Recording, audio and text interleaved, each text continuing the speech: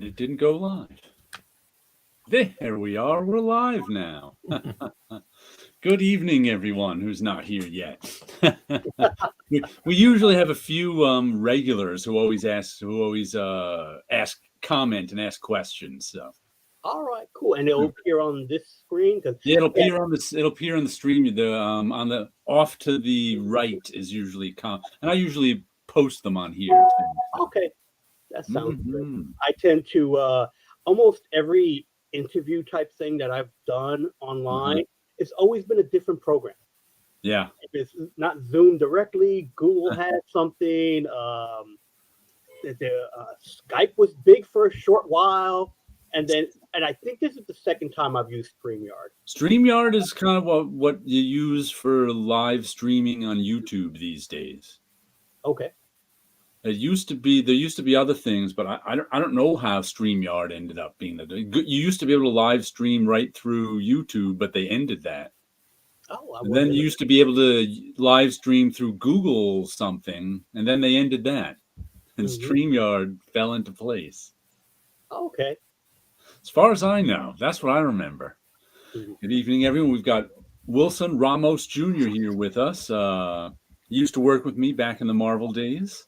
He's been doing comics ever since. You also, I remember there was a period like in the early 2000s, the 2010s, where you were doing a lot of manga stuff, right? Lettering a lot of manga. Yes, I actually cut my teeth on manga for being a freelance letterer.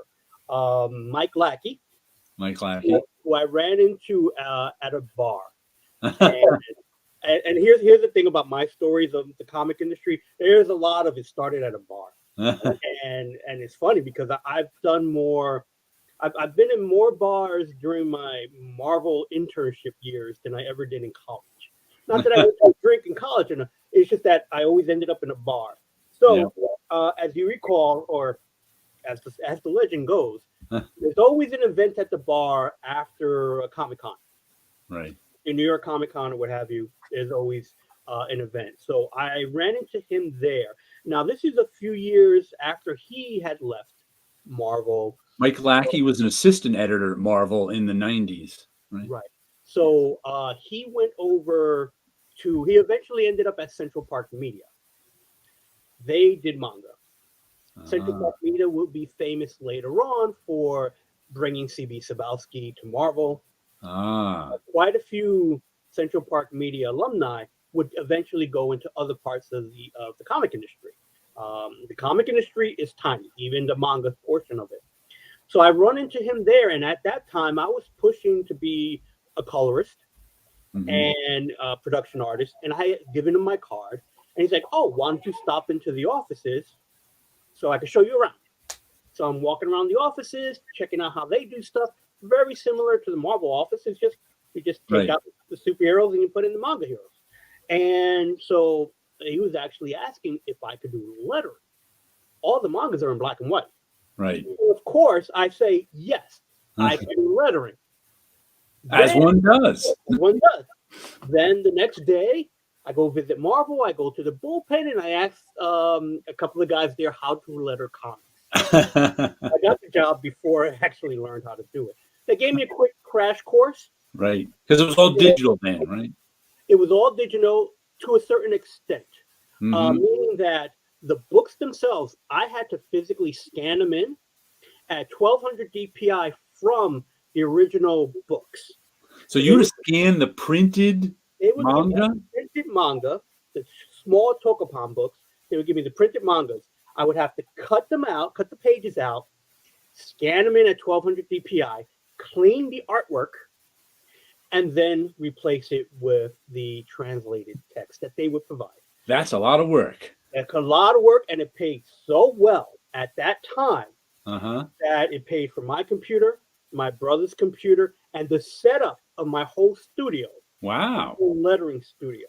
You rarely hear about comics paying well. It paid incredibly well that I was basically able to start my whole art studio from it. Now, I already had my computer to start because I already had it for coloring. But to switch over to lettering, I had to get, again, like I said, a computer for my brother because he was helping me out with this. big, beautiful scanners, an Epson scanner that you could do full pages. GT 15,000. That's right. I don't recall the name that I had. It was so good of a scanner. Every few years, I would just rebuy that same scanner until they stopped making it. Okay. So we would take the books, we would cut them up. As I said, clean out the text. We would leave the original Japanese lettering. The sound effect, because that was incorporated in the art. So with manga, I just had to create.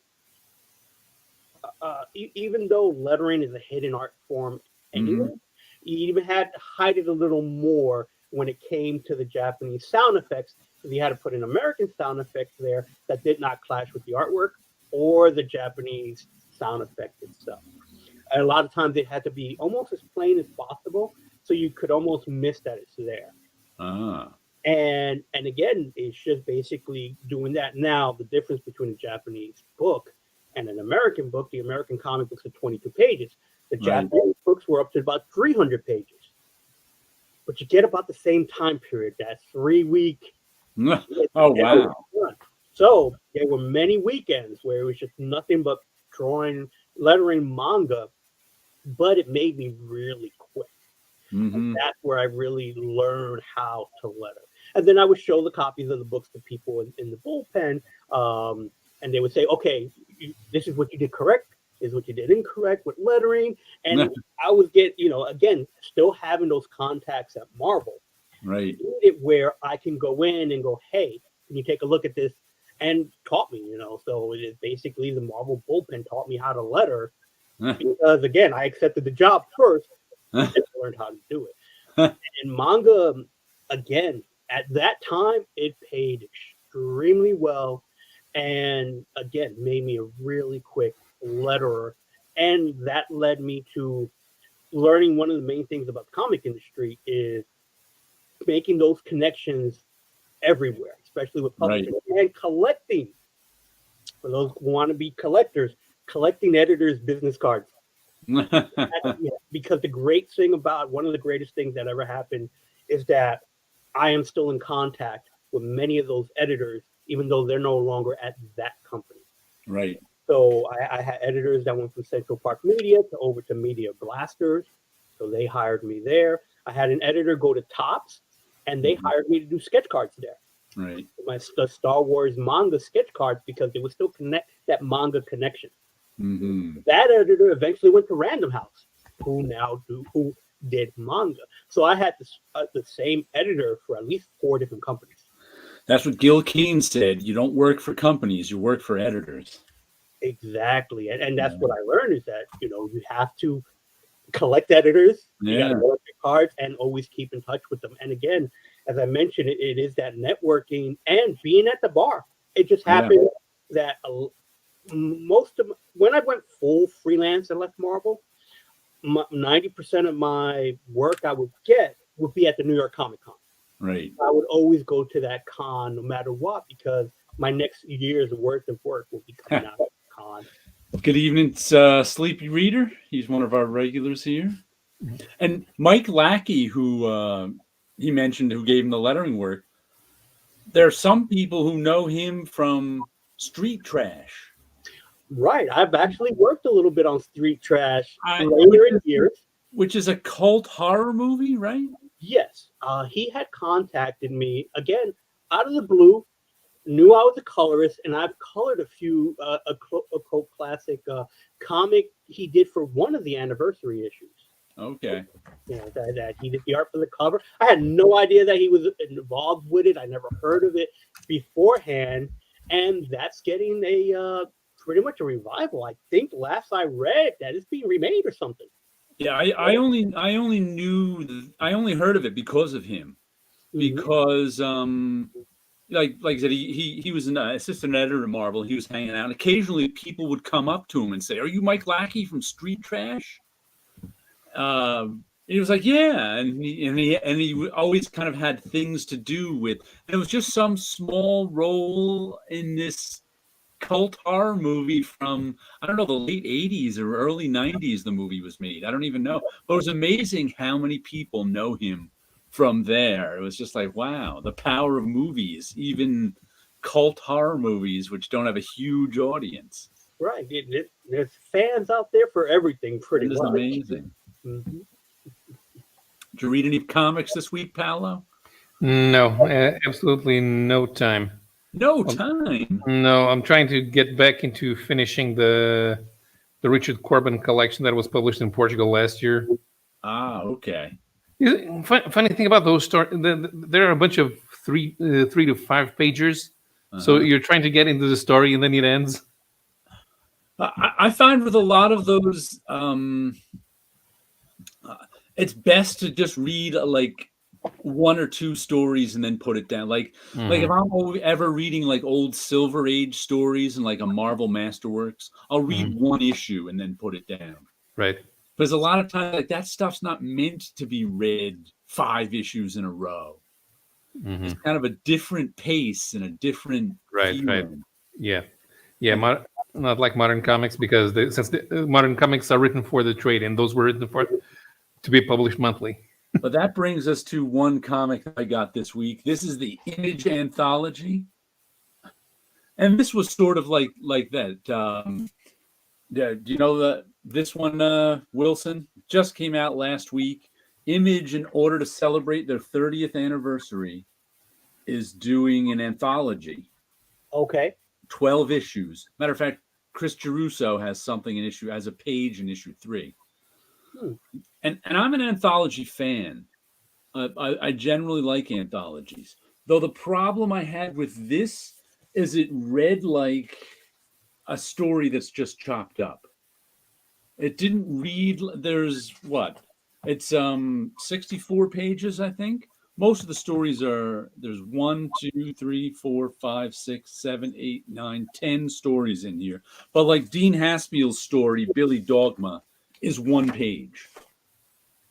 Now, a 1-page story isn't that much. And the other ones, some of them are 8 pages, some of them were 6 pages and 4 pages. And it just kind of read like they just stopped the story here and they'll continue it next issue. But it didn't read like a 4-page story meant for a 4-page book. It was kind of. Do you guys remember Wednesday Comics? Yep. Yes. That was the DC one where they put it out as a let me see. Yeah. Are they from Corbin's Undergrounds, Paulo, or the Warren short stories? I think most of them were published by Dark Horse because they're colored. Yeah. Is it an honest anthology or promotional plan for the upcoming comic? I think it's an honest anthology. But it has tie-ins like, this is Radiant Black on the cover, and there was a story, there was like some Radiant Black backstory in it. One of the stories gave us backstory on his kind of universe, and the villain that's in his universe, it gave us some backstory on. And the other ones are like or else we get a 2-page Scotty Young strip here.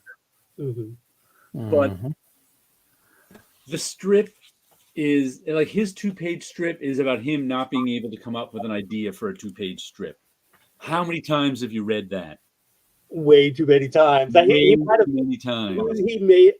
I understand it. I'm a lazy artist. I don't want to do the work, but I have to do the work because rent is due.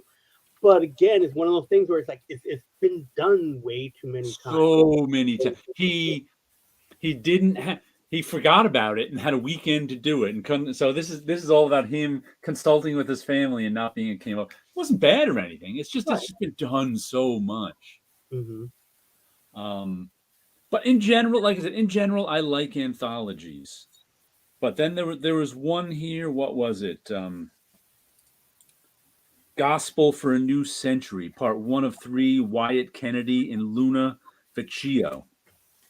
It was a nice little story, but then just kind of ended. And I was like, oh, okay, it ended. We're getting 2 more parts to it, but it didn't seem like it.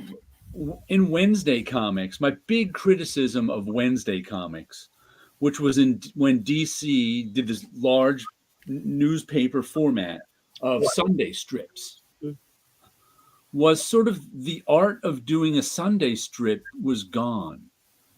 these guys really, especially since when that came out, was kind of like the golden age of newspaper reprints. I got what do I have over there? I've got Gasoline Alley Sunday strips. I had a couple of Flash Gordon Sunday strips, I think it was. And one of the creme de la creme of Sunday strips, when they knew how to make a Sunday strip. Yeah, I think I had I know I have a Popeye one. I know I have a bunch of the DC Superman and Batman ones, and think I may have a little Nemo around here somewhere, but I do recall around that time they were all coming out. That might have been just when they announced the Peanuts one as well, where they were just going to do them all. But there were sort of there's an art to doing a Sunday strip. There's a structure to it. And most of Wednesday comics were just like a page in a comic book. Yeah. Right. Except for a couple of them where they really embraced thinking about the structure, you can tell. Most of them were just a page in a comic book and was like, oh, I'd rather read this as a page in a comic book. And there was a little bit of that. That's not a Sunday strip. That's not a Sunday strip. That's Le Journal de Tintin. If I got that reference, I'd be better off. No, that's how the Belgians and the French pre-published comics. Right. You said they published a page in a magazine a week or something. Yeah, a different thing. You're right. So I think a lot of this is kind of like that. It's 4 pages from a comic printed. Not all of it. Like obviously, the Scotty Young wasn't. That was its own thing. What is this first one? The Blizzard, Part 1 of 12 by Jeff Johns, Andre Muti, and Rob Lee.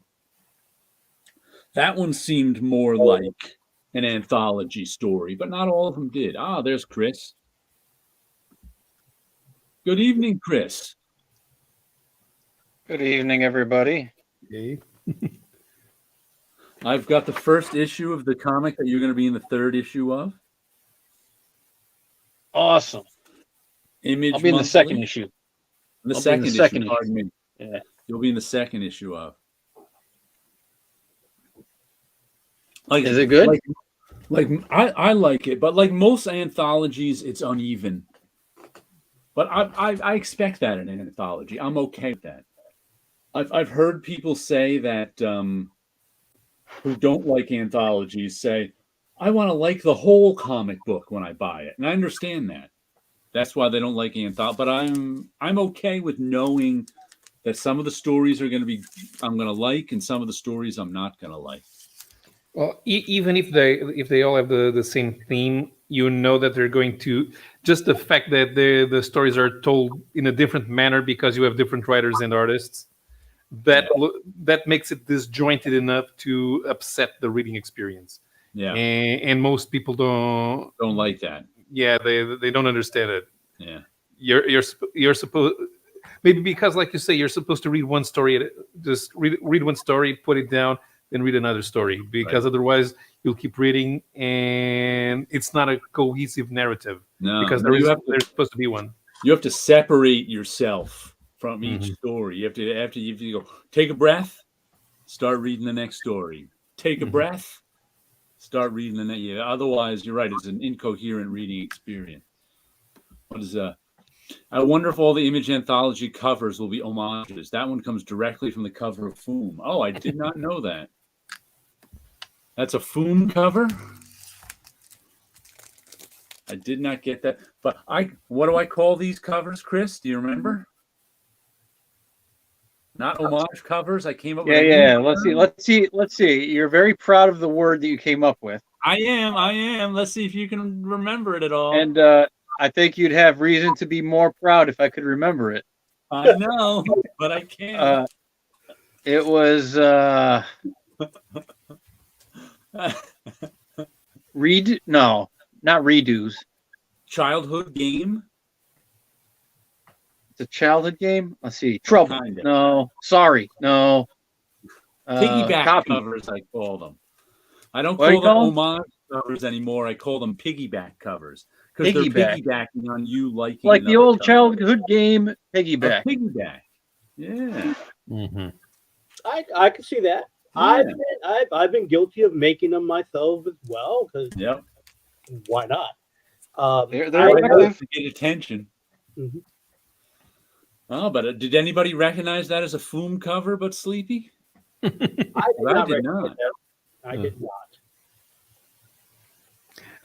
That anthology was made to celebrate the 30th anniversary, right? Right, right. Right. So, and they didn't commit the mistake of inviting all the founders to come up with stories. Yeah, because there's no founder in there as a story, I don't think. Good.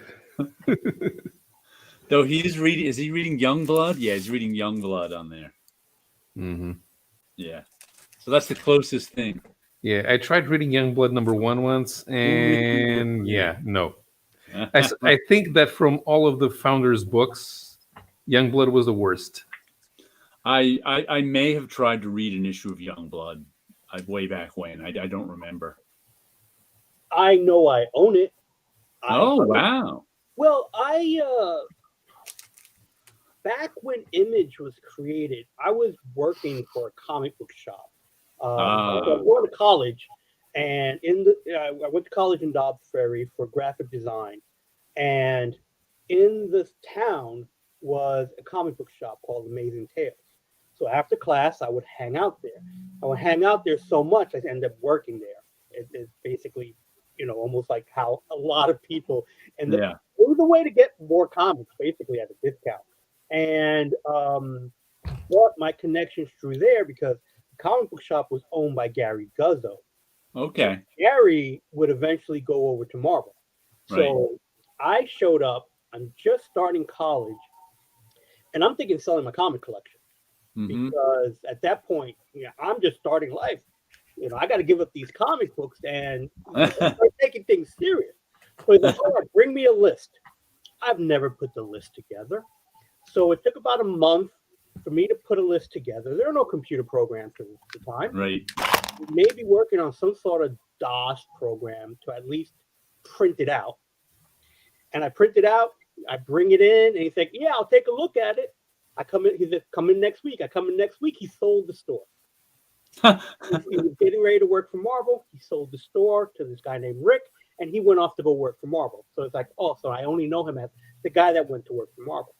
So now I'm condensing the next 4 years of college life to hang out at the comic book shop, eventually working at the comic book shop. Gary still lived in the town, so he would pop in every now and then with comic book stuff. Now, Image is just hit. It's the big thing. And to me, it's like, oh, this unheard of, obviously. No one ever actually just got up and left, the highest number of books and whatnot. So when they were coming out, I grabbed everything. All right. Now, again, this is the 90s. So everything was something special at the time, too. I was working in the comic book shop during the death of Superman. That was amazing. The amount of people who came into the comic shop asking for that book, people we've never seen before, wanting this one book and being so upset that we didn't have it. Wow. It's like, well, no, we have pre-orders. Did you pre-order the book? And it's like, I've been driving up and down this coast, the East Coast, to buy this book. It's unfair. You don't have it. There were people calling in, hate threats. Why don't you have it? It was just amazing because it's like last week you didn't give a damn about comics. All of a sudden, where was the shop? The shop was on Main Street in Dobbs Ferry. Dobbs Ferry?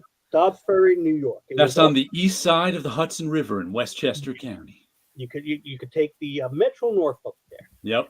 And the school itself was Dobbs Ferry, even though it was in the Hastings stop, I believe, which was the next stop. So you had Dobbs Ferry, and I think Hastings was the next stop.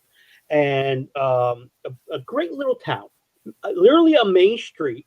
Yep. And it had a bunch of these shops in it, and one of them happened to be the comic book shop that was there for a number of years before. And again, by the time I was leaving college, the guy was getting ready to sell the shop. So it was like, I'm out of college. I'm out of a job.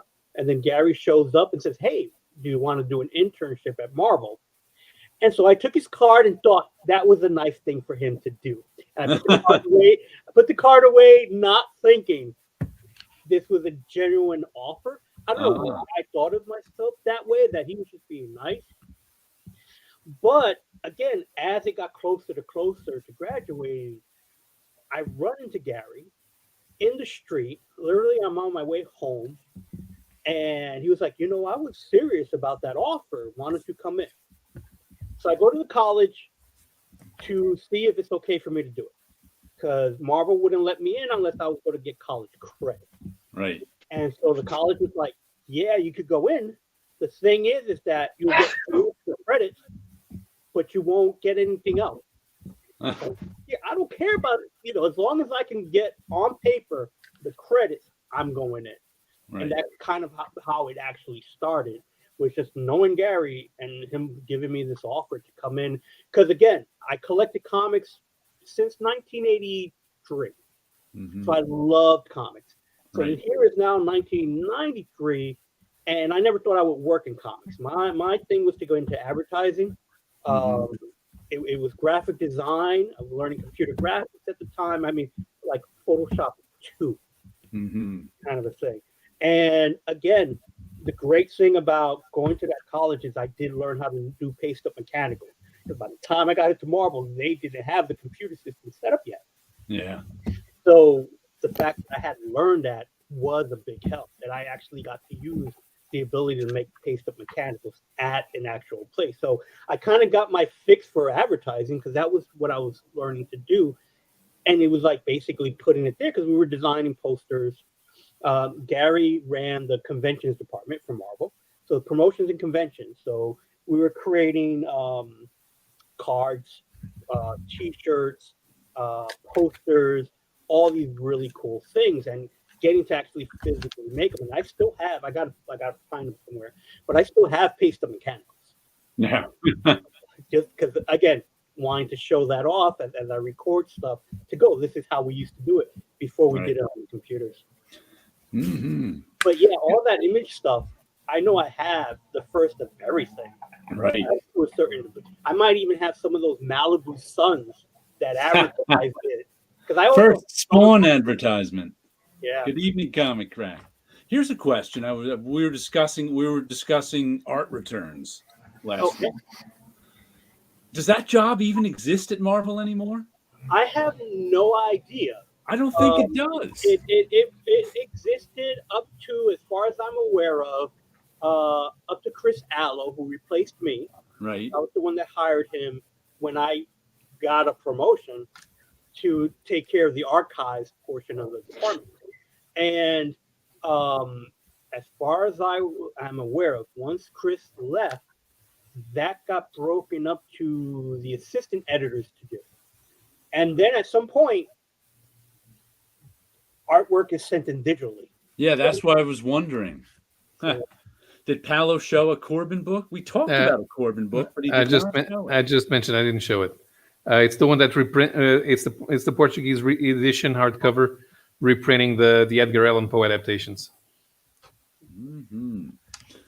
I have those from Marvel, the Edgar Allan Poe ones. Were those new ones he did for Marvel, or I don't know if those were new ones or old ones? I think these were made for Dark Horse. Good evening. He did some for Dark Horse, but I think he also did some for Marvel.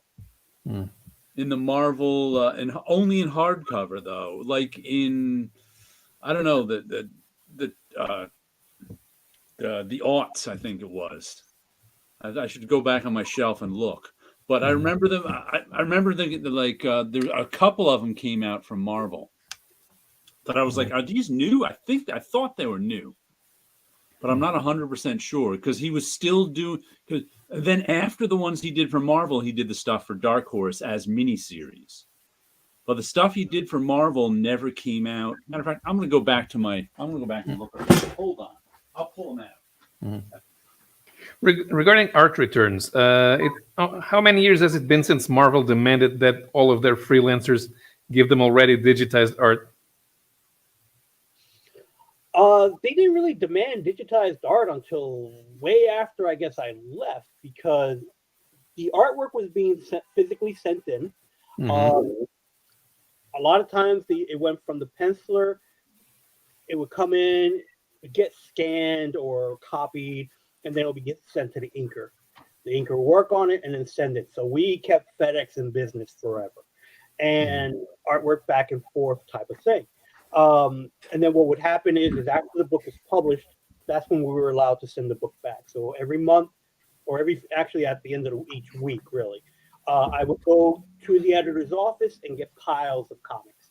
So I have this like little rolling cart that basically all the artwork was being put there. Or the editor will have the assistant editor bring me the artwork. The covers were separated because they were treated a little different for the art returns, but the artwork itself, typically a 22-page book will be broken up to 14 pages to the penciler, 8 pages to the inker. So it wasn't even an even split.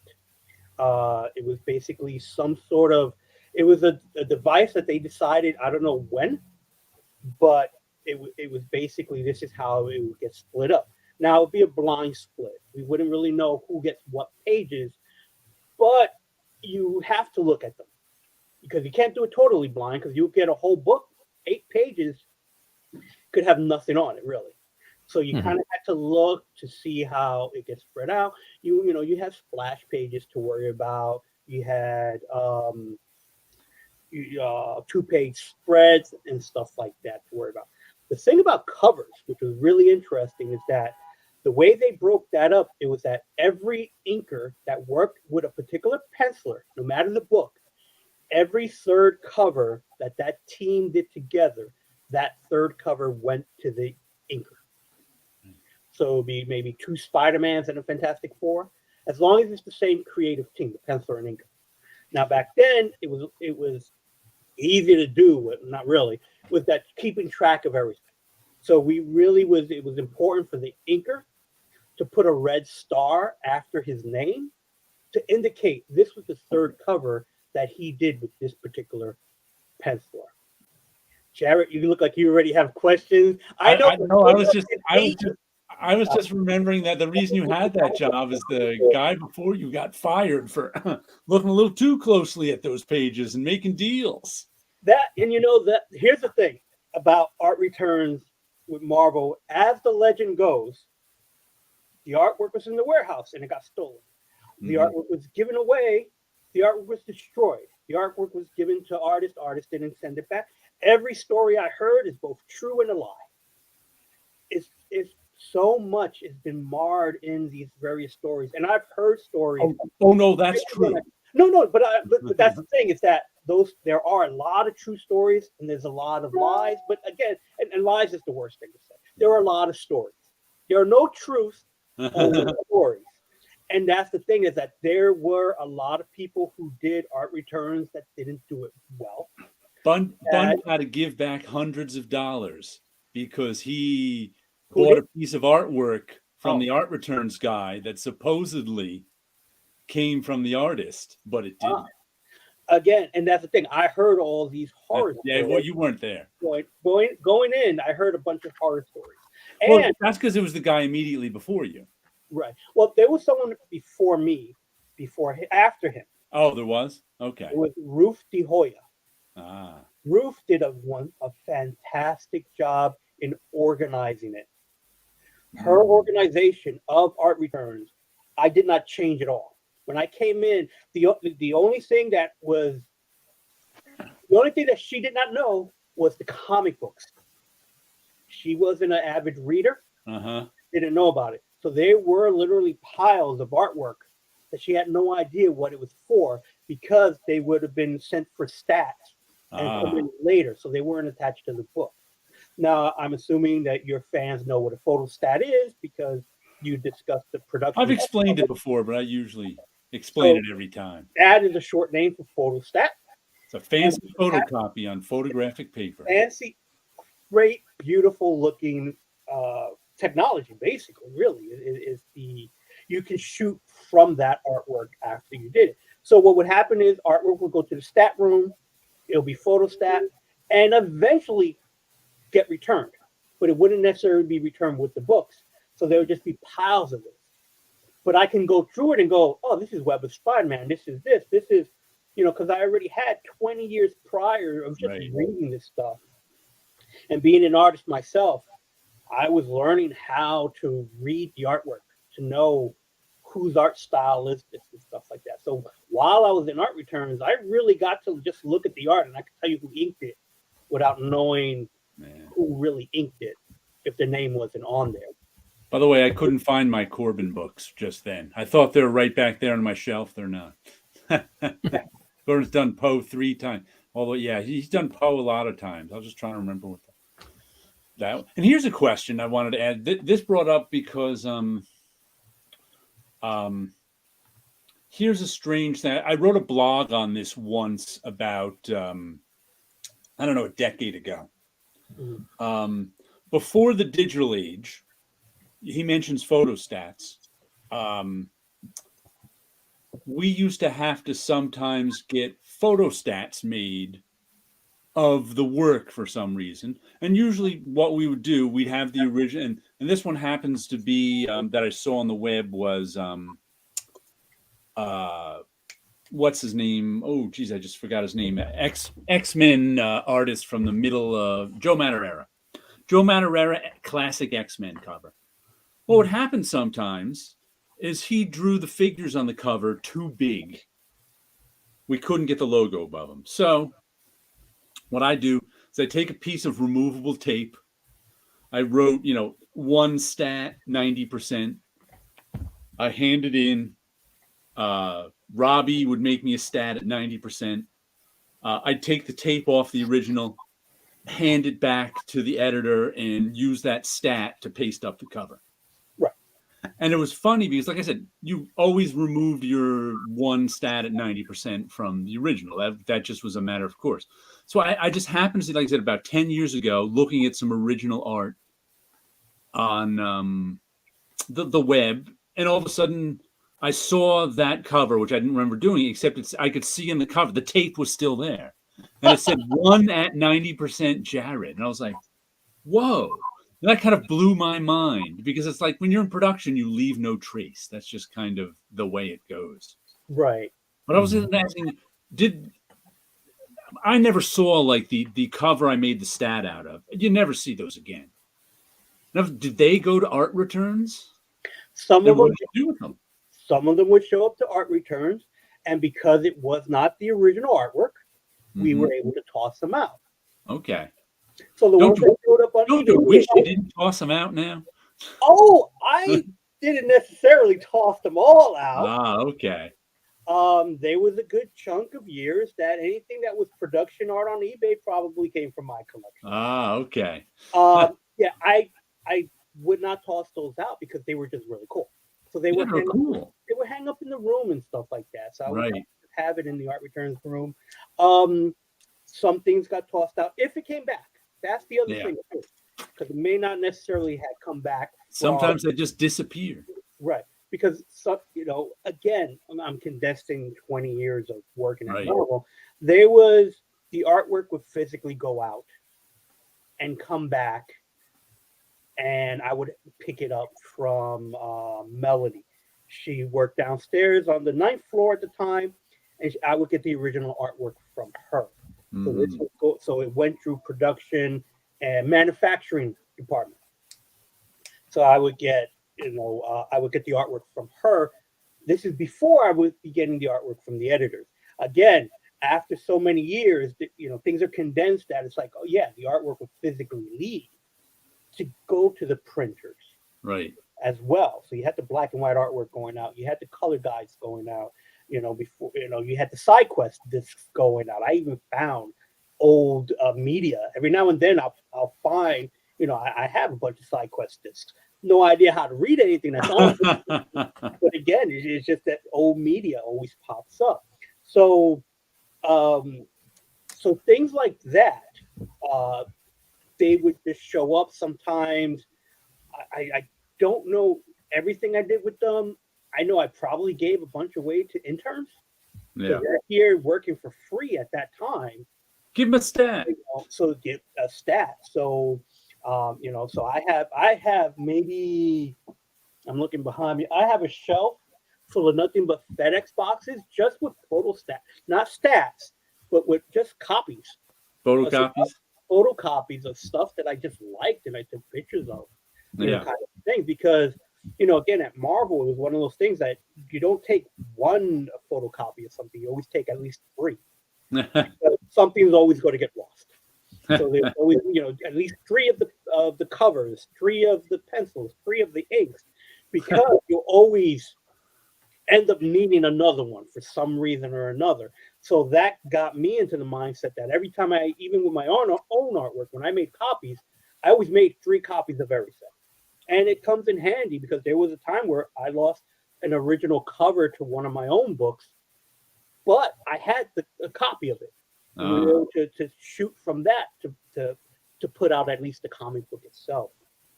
So one of those things where I got into habit at Marvel was always make 3 copies of everything. See, do you save color guides? I've seen older ones for sale in Heritage Auckland lately. Color guides also came through the same system, so I would return it back to the artist. I have a very few of my color guides left. One I have from Thor. By the time I was leaving, we didn't even have to mark them anymore.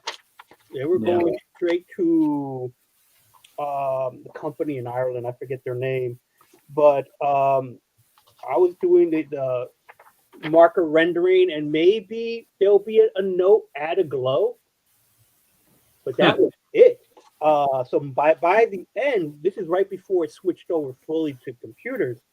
Color guides were there up to a certain point, but I only have, again, only a few of the color guides that I didn't sell on eBay. But you at least sold them on eBay, right? I sold, all my color guides. Actually, almost all the stuff that I've sold on eBay. Over the years, some things will sell quick, some things wouldn't, some things sat, or I end up finding a stack of Deadpool color guides that I thought I sold, but they just got shelved somewhere, and it's like, I'm kind of glad that I got to keep a few, because it does, color guides don't get made anymore. No. And it's, I think, the next big art thing, because, and what I mean big art thing is the next big thing to collect, because there's not that many of original artwork left. I even bought some Wonder Woman color guides recently because the colorist was selling her books, and she needed some money, so it's like, I'm going to buy some color guides from Wonder Woman, drawn by I think they were John Byrne Wonder Woman pages. Yeah.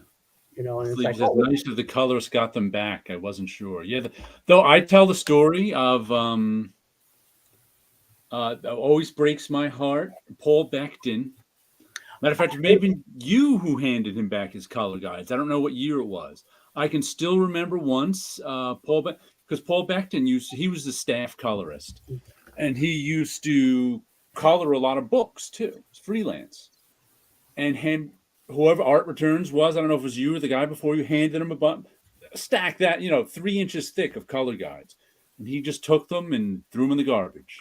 I did, and I wasn't even aware of that. I guess you would walked away. Whoever it was, I walked away. I would, and again, I was like, if I had the foresight, I would have offered to buy them. I was like, I should have taken them. I should have done something, but And again, but we didn't know. You can even follow it back to Kirby days. Yeah. Nobody knew. Well, I don't want to say nobody knew, because there were artists who wanted their art back. Oh, I didn't mean in the sense of. I know. I just like to point that out whenever somebody says nobody wanted their art back. Nobody know. Like, there were people who wanted their art back. Right. No. Yes. Thank you for correcting me. I missed it. I just like to point that out every time that story, someone says that. Learning about the history of comics firsthand, talking to people about it, and myself as an artist, I wanted my work back. Yeah. And so when I got into art returns, the thing in my mind, the craziness of myself being this fan coming in, going, I'm going to correct this mistake. Mm-hmm. And this would be the windmill that I'm going to attack. And this is going to be my thing. I'm going to save Marvel from itself and return the artwork, clean that blood stain. That was insane. But I got to learn so much about what happened to some of this artwork, and even learn stories later that one of the first things that happened when I got the job, Ruth, as I mentioned before, organized everything.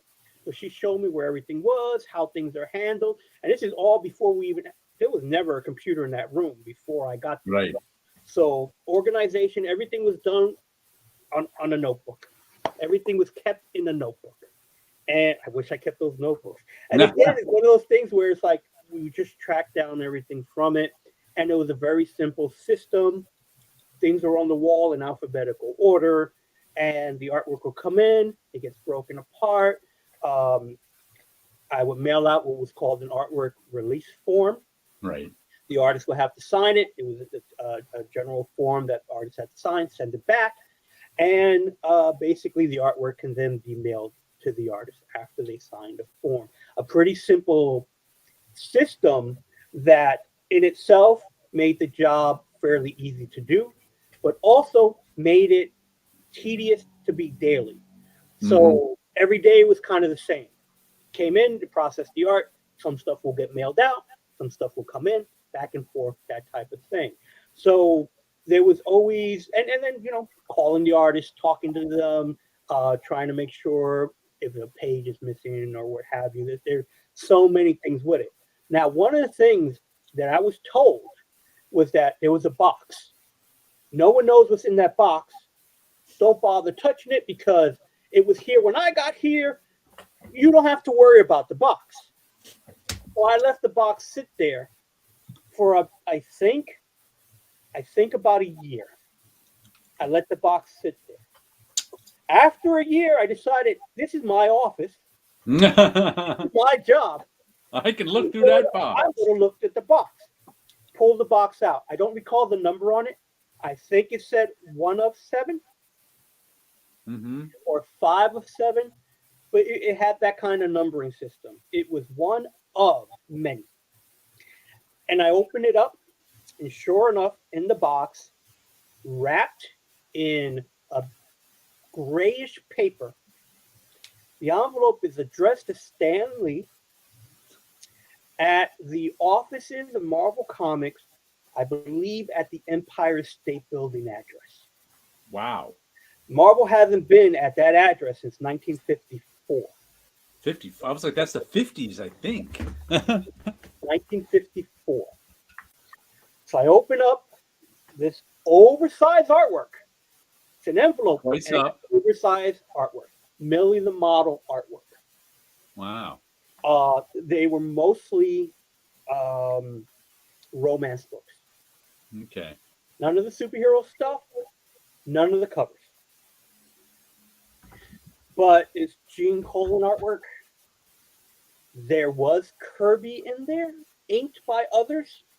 But it was like maybe one story, if I remember correctly, or that Kirby inked. It wasn't it wasn't Kirby like doing something heavily in it. And it was basically some romance books that were in this box.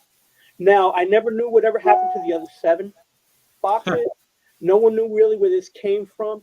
And it isn't until years later that I'm reading a blog by Jim Shooter that tells the origins of boxes of books that were found somewhere.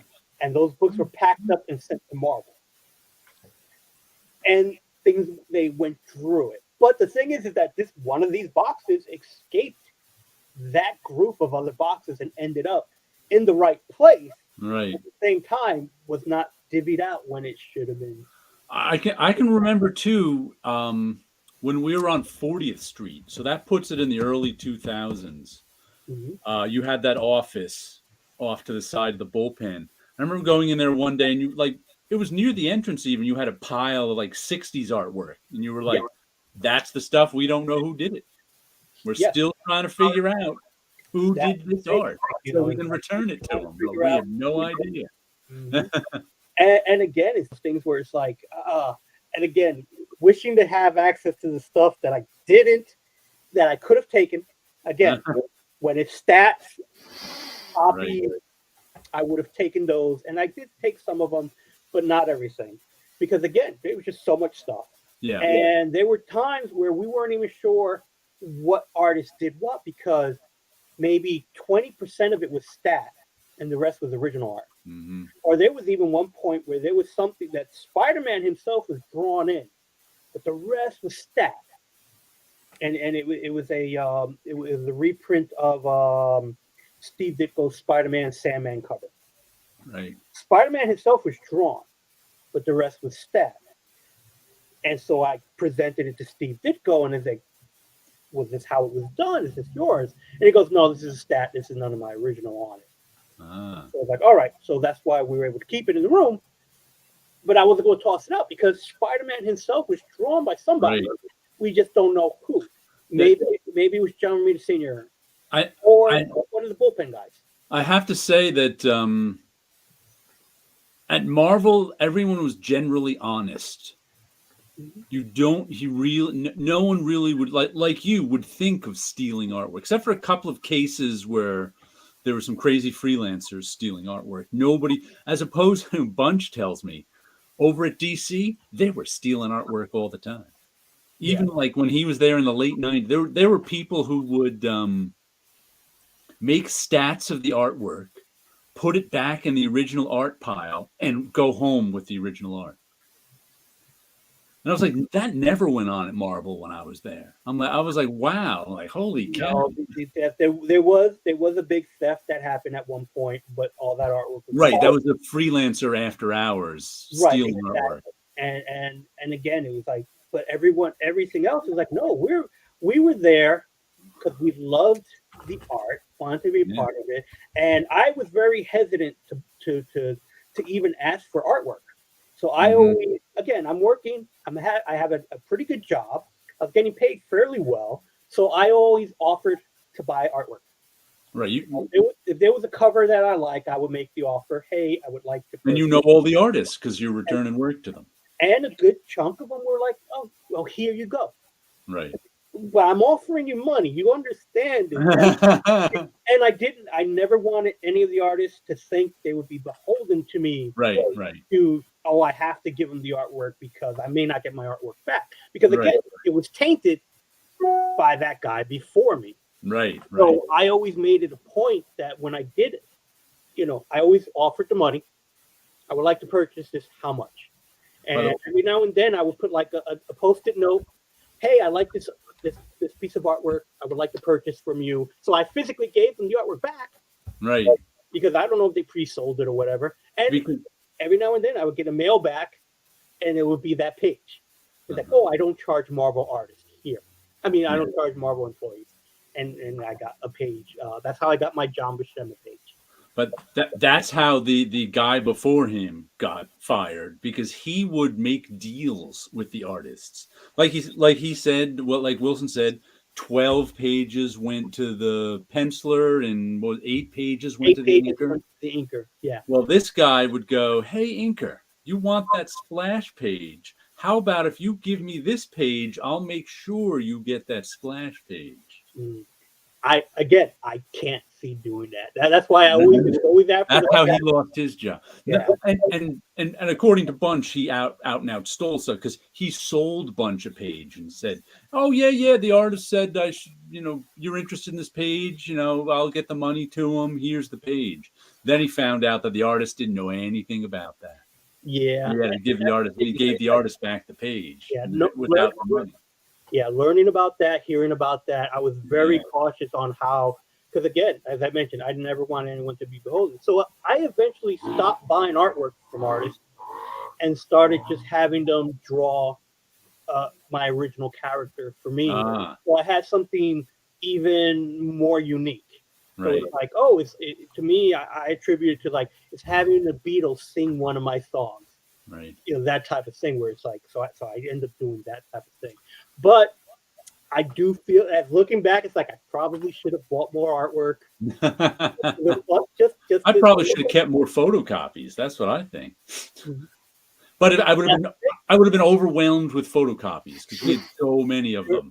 Where I stand now is I have all these FedEx boxes. Every now and then I go through them and it's like, oh, this is really cool. It's like, this is overwhelming. Let me just put it back in the box and put it away. And then I scanned everything. I scanned in everything I had.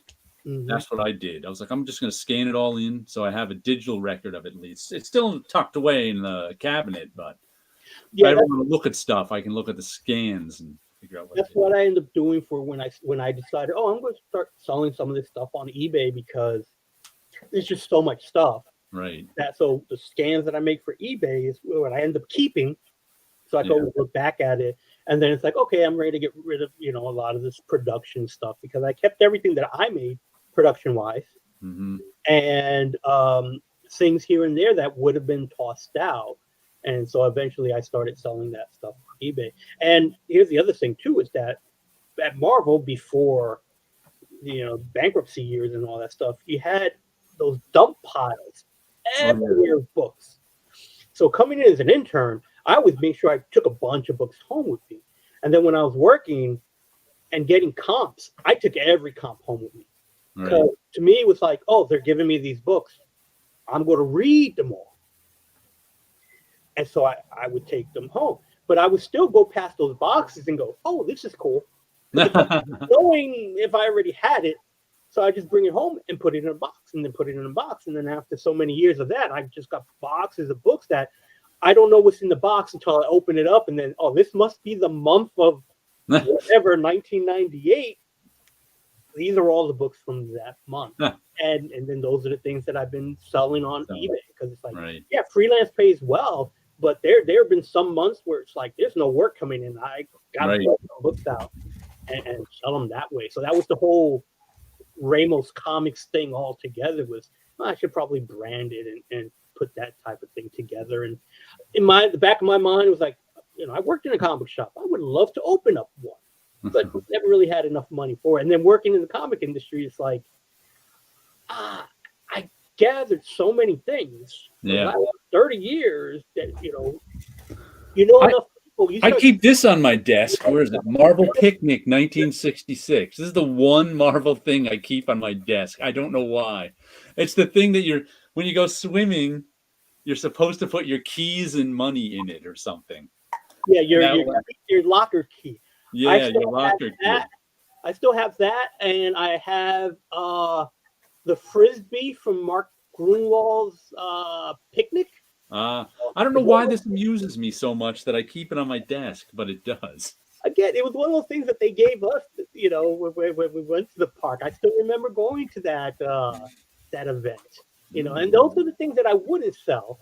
Right. Because, there are fan bases for everything, but at the same time, it's like, that's a different connection to me. Yeah. It's not worth selling. Chris, how's your work going tonight? Did you finish inking? Still inking. Got 7 pages How left. many pages you got left? 7. 7? All right. Yeah. Friar Duck says, we used to throw a roll of quarters in those while camping. Oh, so you could play pinball? Or video games? That's cool. That's the coin. A quarter. The next comic I got this week, Midnight Rose. For some reason, when I ordered this, since it's are you familiar with Aftershock? I am familiar with Aftershock as a company, but here's a sad secret: I haven't bought a comic book in quite some time. You'll fit in with this show then, because I'm the only one who's buying current comics. The thing is that the local comic book shop that I used to go to, when they closed down, I kind of stopped buying books. There's the quarters for the showers. Okay. That's a number of years ago now. But I still find myself in a comic shop, and I'll still pick up stuff. The thing is that I'll buy something, Here's my last haul from Midtown Comics. Okay. Right? I would buy books and then put them on a pile and never get them again. So I go into a comic book shop with the wish that I'm going to find something I'm going to enjoy, and then just not touch the books. And the thing is that I've been slowly getting back into them, and that's why I actually like the last few shows that I've watched, because you've been showing stuff that I realized is that, before I stopped comics altogether, I was moving away from the Marvel and DC stuff and going to more independent and maybe even non-traditional superhero stuff. So watching the things that you're putting up, like, oh yeah, that's something that I need to remember to get. And of course, I go to the comic book shop and completely forget what the name and the title was. And end up buying like either a reprint of a Marvel book that I liked, because I want to read that story again. And I know that I got the book. I just don't want to go digging for it. Or I'll pick up a Power Ranger book, which I always pick up a Power Ranger book when I'm there. I don't read them. Makes you feel good to pick them up. It does. Aftershock has been doing these one shots, but they've been making them magazine/graphic novel size. Really? Okay. But for some reason, this one isn't. This one is regular comic size. But they've been doing them for. I've been buying them just because I always say I'd like to buy more like European graphic album stuff, which is what that format I like, and that's basically the format of the Marvel graphic novels back in the day and stuff like. So it's 40 pages usually, graphic novel size for about $7. So that's what I thought I was getting when I ordered this. But this one turns out to be comic book size, and it's what is this one? $9, and it's 60 pages, so it's a long. And Jim Starlin wrote it. That's why I decided to get it. And Nicole Jelinek drew it, who is a woman. I didn't know if that was a man or a woman's name. NIKKOLJELENIC. I actually think I know her. Okay. Or I've met her at a con. That's the other thing. Conventions, you meet everybody at some point or another. Well, her storytelling was good, but her drawing was iffy, and the inking was non-existent. The real problem I had, like I said, the storytelling was actually pretty good, but the inking was just non-existent. I mean, it looks like somebody who doesn't know how. It's not inked; it's drawn. Okay. So they went to color over it on pencil. Well, no, it's still. I think it was still made with ink. I mean, it might still have been drawn with ink. I'm not even sure. They could have just darkened the pencils. But here, let me get it bigger. But it doesn't look like. But if you look at it, I mean, that's the inking on it isn't very good in terms of line quality. Shadow shading, it's all just kind of like sketched in. Okay. That's what bothered me. But like I said, the storytelling was good, which saved it because you could follow the story. That's the number one. Sometimes I get completely distracted by the inking where I'd go, oh man, what? Come on. But when the story was interesting too, because what's the name of it? Midnight Rose. I haven't read any Jim Starlin in a while, I don't think. I guess she's sort of like a poison ivy in that, and it's kind of the story of her life, where she was born. She was born in this weird way, killed her mother, and like I guess you'd call it a horror book. Like here's the picture of her mother giving birth, and like all these plants killed her mother. So she has these connection to plants that she can make grow like crazy.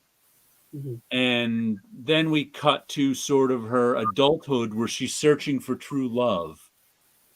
And what happens is if the guy turns out not to be true love, she kills him by turning him into a plant somehow. Okay. So it's this crazy horror story, and eventually the cops get onto her. But it kind of takes place in the real world, so the cops can do nothing about her almost. So she takes care of them. But what was weird is it seemed to be like a superhero story at first, like it was going to be a superhero story, or then it seemed like it was going to turn into a crime serial killer story, but it never did. It kind of stayed as this like almost like a slice of life story, a slice of life horror story. Because it ends with her as an old woman. I mean, it goes through her life from the beginning to the. I found that it really is a one shot. It goes from the life from her birth to when she's an old woman and everything that happens to her along the way, kind of thing. And it was really different than like I said. I kept expecting it to turn into something that it never turned into. Right. Which I found interesting. Mm-hmm. I guess the genre you could put this in was horror if you wanted to. But I expected it to turn into some sort of superhero story. It never did, because she's got a superpower. Then when the cops were after her, I expected it to turn into some crime story, which it never did. Then it turned back into a love story. So it's like horror story, superhero story, crime story, love story. It was like very strange. But you, as you're talking about it, it sounds interesting. It almost to me sounds like it's possibly is a movie idea. Could be that here's a story that this person had wanted to put out, and a graphic novel like that, I think is a perfect. I know Aftershock has movie connections, so and Mike Martz is the editor-in-chief of this. So. Mm-hmm. So yeah, I could see that as the type of thing. I mean, again, working in freelance, I do see a larger amount of directors having their movies made into a comic book. Yeah. To be able to pitch it. Right. Again, being someone who's a production artist, I do a lot of freelance work for other companies that, someone will show up and go, hey, can you work on this project? And so I find myself not only lettering it, but putting it to print so they can have it. They could basically have copies of it to give away at conventions, really, to pick the movie and stuff like that. So again, that could very well be that type of thing where here's something that could fit many genres and work from it. Yeah, that could be what it is. But it was a decent. I wish it was better inked, but it was a decent one shot. It was definitely not A-level artwork. I would call it C-level artwork. Okay. But it was solid B+ storytelling. Mm-hmm. So maybe I'll look out for it because and again, to me, my mindset is like everybody's comic book is probably their first job and stuff like that. So I've enjoyed some more than others, but I've enjoyed most of the one shots from Aftershock because one of the reasons I've enjoyed them is there's only one. You buy one, you read it. It's one of the problems I've had, especially the last month. I've bought a lot of first issues. I must have bought 10 first issues in the last month. Mm-hmm. All indie stuff, no Marvel or DC. And the problem I have with most first issues is they don't give me enough to hook me. I'm like, you know what? That first issue wasn't bad. It was kind of good. There were some good parts about it, but there wasn't enough to hook me, kind of thing. And then I'm like, I don't know what it is about first issues these days that often they don't give you. Sometimes they give you they don't give you the hook till like the second issue. What was that I? Oh, there was a series called White Ash. Okay. Scout Comics, maybe it was. Which I bought, first started coming out a few years ago. I'm surprised Starling working with a more amateurish artist. Maybe a cost-saving move. Yeah, it could be. Let me check the copyright info because sometimes Sleepy sometimes noticed with a lot of these things, it's often copyright the writer, and the artist is like a hired hand. Let's see if it says. Published by Aftershock. Copyright 2022 by Jim Starlin and Aftershock Comics. Aha. So that's what it is. This is Jim Starlin's copyright. That means he's shopping it around for the movie. And Nicole Jelinek is just a hired hand. That could be why the inks aren't so good on it, too. She could only put so much time into it because she's just a hired hand. Good. Exactly. And again, being that I do work with so many small press, the first things that get that gets cheaper now is usually the next set of artists. Yeah. So, the letterer is usually the bottom guy. The inker hits next, colorist, so that's why sometimes books are in black and white. And that's the thing. It's like, and it's cheaper to print in black, or at least at one point, it was cheaper to print in black and white. But again, paper shortages and what have you, who knows what the price tags are, a lot of these things now. Yeah. By the way, Chris, I was talking to Carl Bohlers this week. He has been promoted to senior editor at Bad Idea Comics. All right. Yeah. Congratulations, Carl. Yeah. He was just editor before. He'll be doing the same job. He's just got a different title on it. Does he get a pay raise? I think he got a pay raise. Yeah. Exactly, Sleepy. A little sad that the artist isn't involved in the ownership of the book. But I check that now all the time. So, like I said, Sleepy started noticing that a couple of years ago. With a lot of these indie books, the artist doesn't hold the copyright on it. But anyway, I was talking about White Ash. I forgot.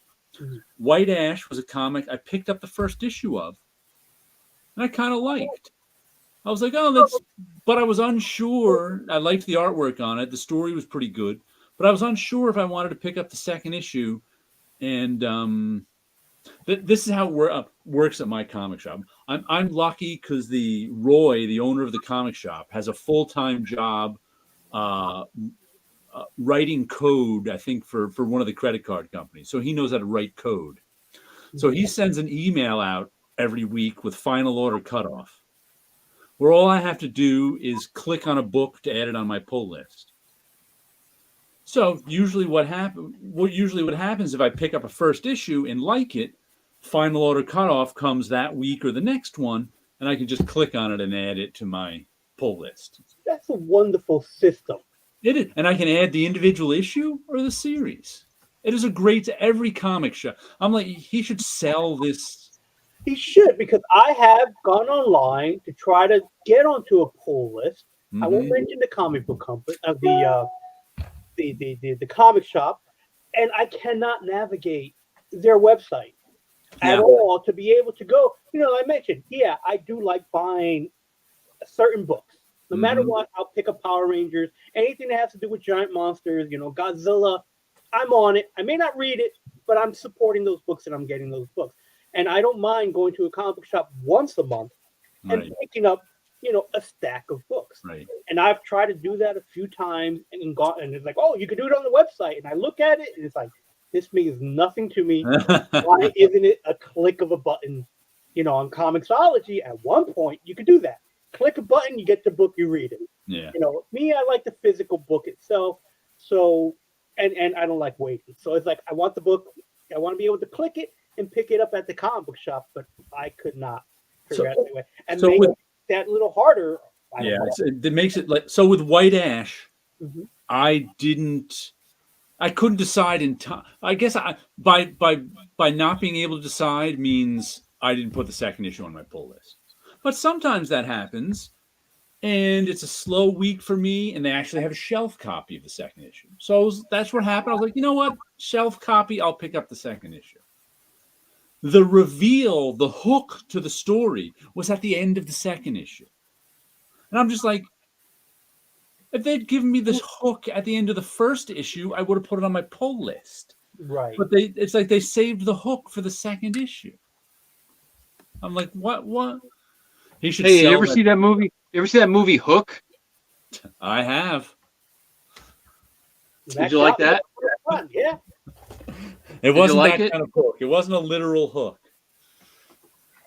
Yeah, he should sell that system. The Sleevey Shop inevitably loses track of things. It even like when I get the final order cutoff thing, what it is it's just a an email list.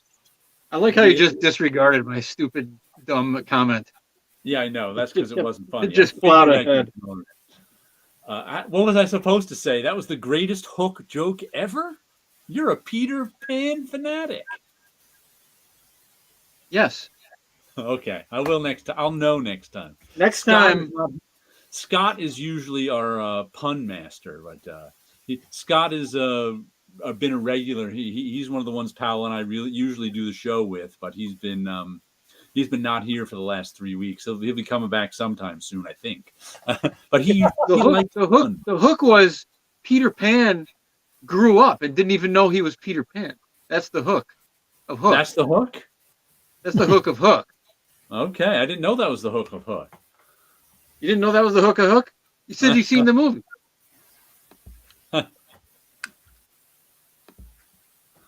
Wasn't Mork in Hook?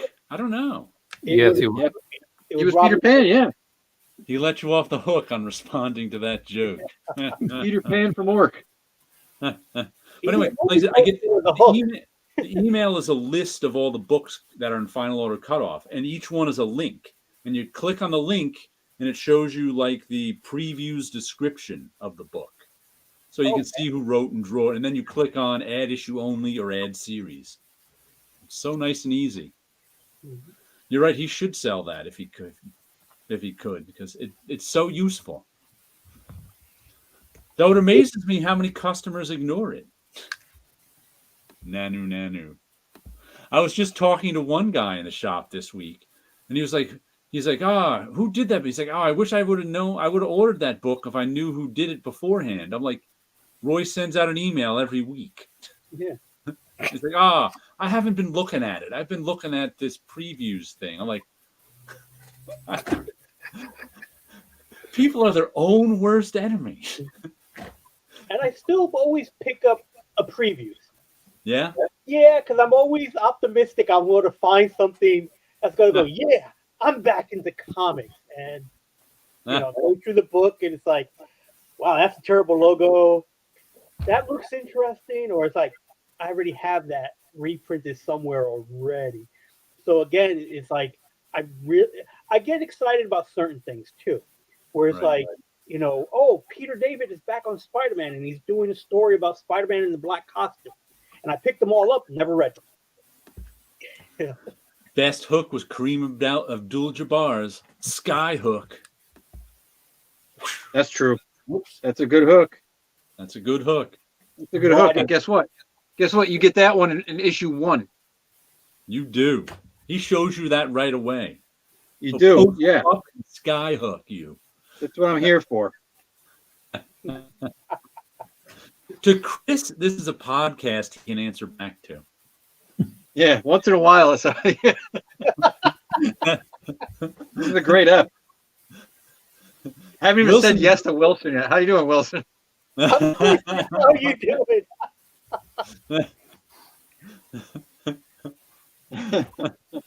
I told Jared earlier with that I'm really enjoying this show because it's like it reminds me of you guys talking to each other in the bullpen, and I just walk by and I'm hearing the conversation. It's like, yeah, this is actually a pretty good show to listen to while I'm working, because it's like I do want to yell every once in a while. No, you mean this, or no, that's not the right answer. But Moby Dick didn't have a hook. By the way, did you hear us? Just a harpoon. Did you hear us talking last week about John Byrne? Yes. When we talked about how he wanted the art returns over Blue Line inks? Yes. What do you think of that? What's your opinion? I think let me catch people up who didn't hear. John Byrne has been doing an X-Men book, fan art. He's up to like 20 issues now he's drawn of it. Before he decided to do it just on his own as fan art, I guess it's good to be rich, he tried to make a deal with Marvel to publish it. A deal never went through. So John Byrne was penciling the pages, scanning them in, and he wanted it inked over blue line, which is common these days.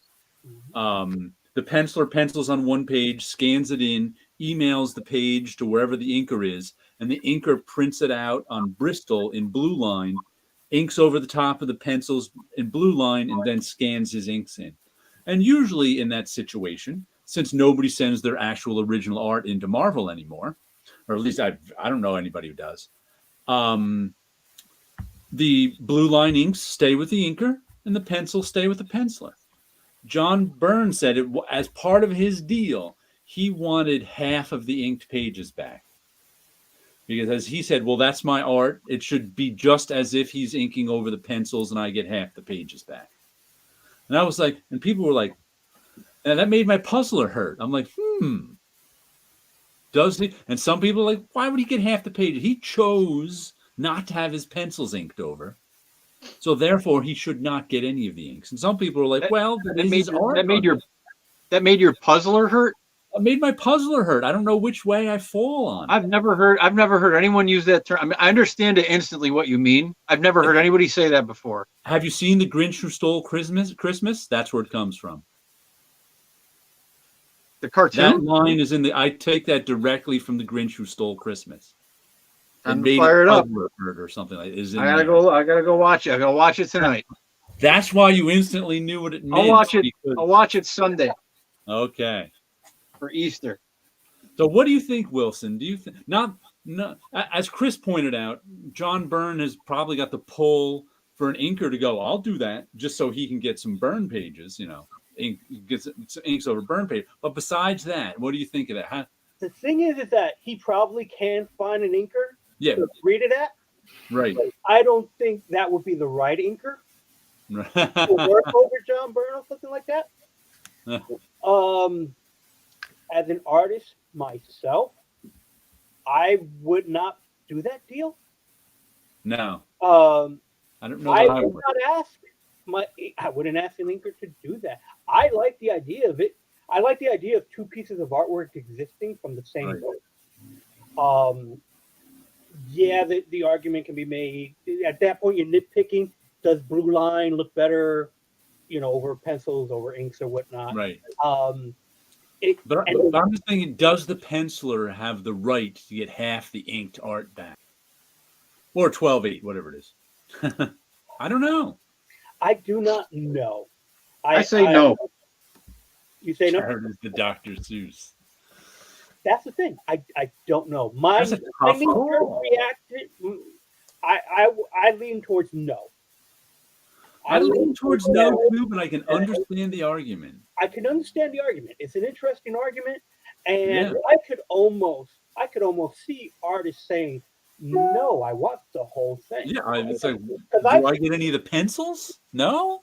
Right, exactly, and that's the thing. It's like watching the comic industry and watching how artwork comes in and out, and how people react to it. You brought up a great thing about, did Higgins get the original letters to that issue, and we're talking about the Alpha Flight issue, right? The Alpha Flight issue. Did Chris talk to Higgins like he said he was gonna? I bet he didn't. Chris did not. Chris has been too busy. He thought of it earlier today. I was like, oh yeah, I should reach out to him. And then I got too much other stuff to do. Sorry. Okay. Maybe next week. And I was always surprised that the hand letterer didn't get a page. Yeah. Because not only did they hand letter the artwork, they also did they also lettered the boxes. Now they also outlined all the borders. The borders were inked by the letterer. At that time as well. So he did a little. So I was under the impression that they may get the credits page. That would have been, if I was a letterer, would have wanted that, because that's where you really shine, is that title page. Because you're creating that logo on the inside, you're creating, that. To me, I always thought that should have gone to the letterer. And there is a rumor that the writer would get one page. I think at the beginning that happened. I think so. I think that just reminded me. I never knew until a few years ago. I forget whose blog do I follow? Oh, one of the big letterers over I forget a DC letterer. For some reason I can't remember his name now. Todd Klein. Todd Klein's got a blog. DC photostatted all their lettering and pasted up the photostats. So the letters got all their original lettering that was done on vellum back. Okay.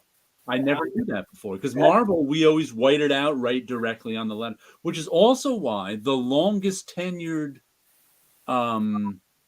DC employee up until a few years ago when she quit or retired was the photostat operator.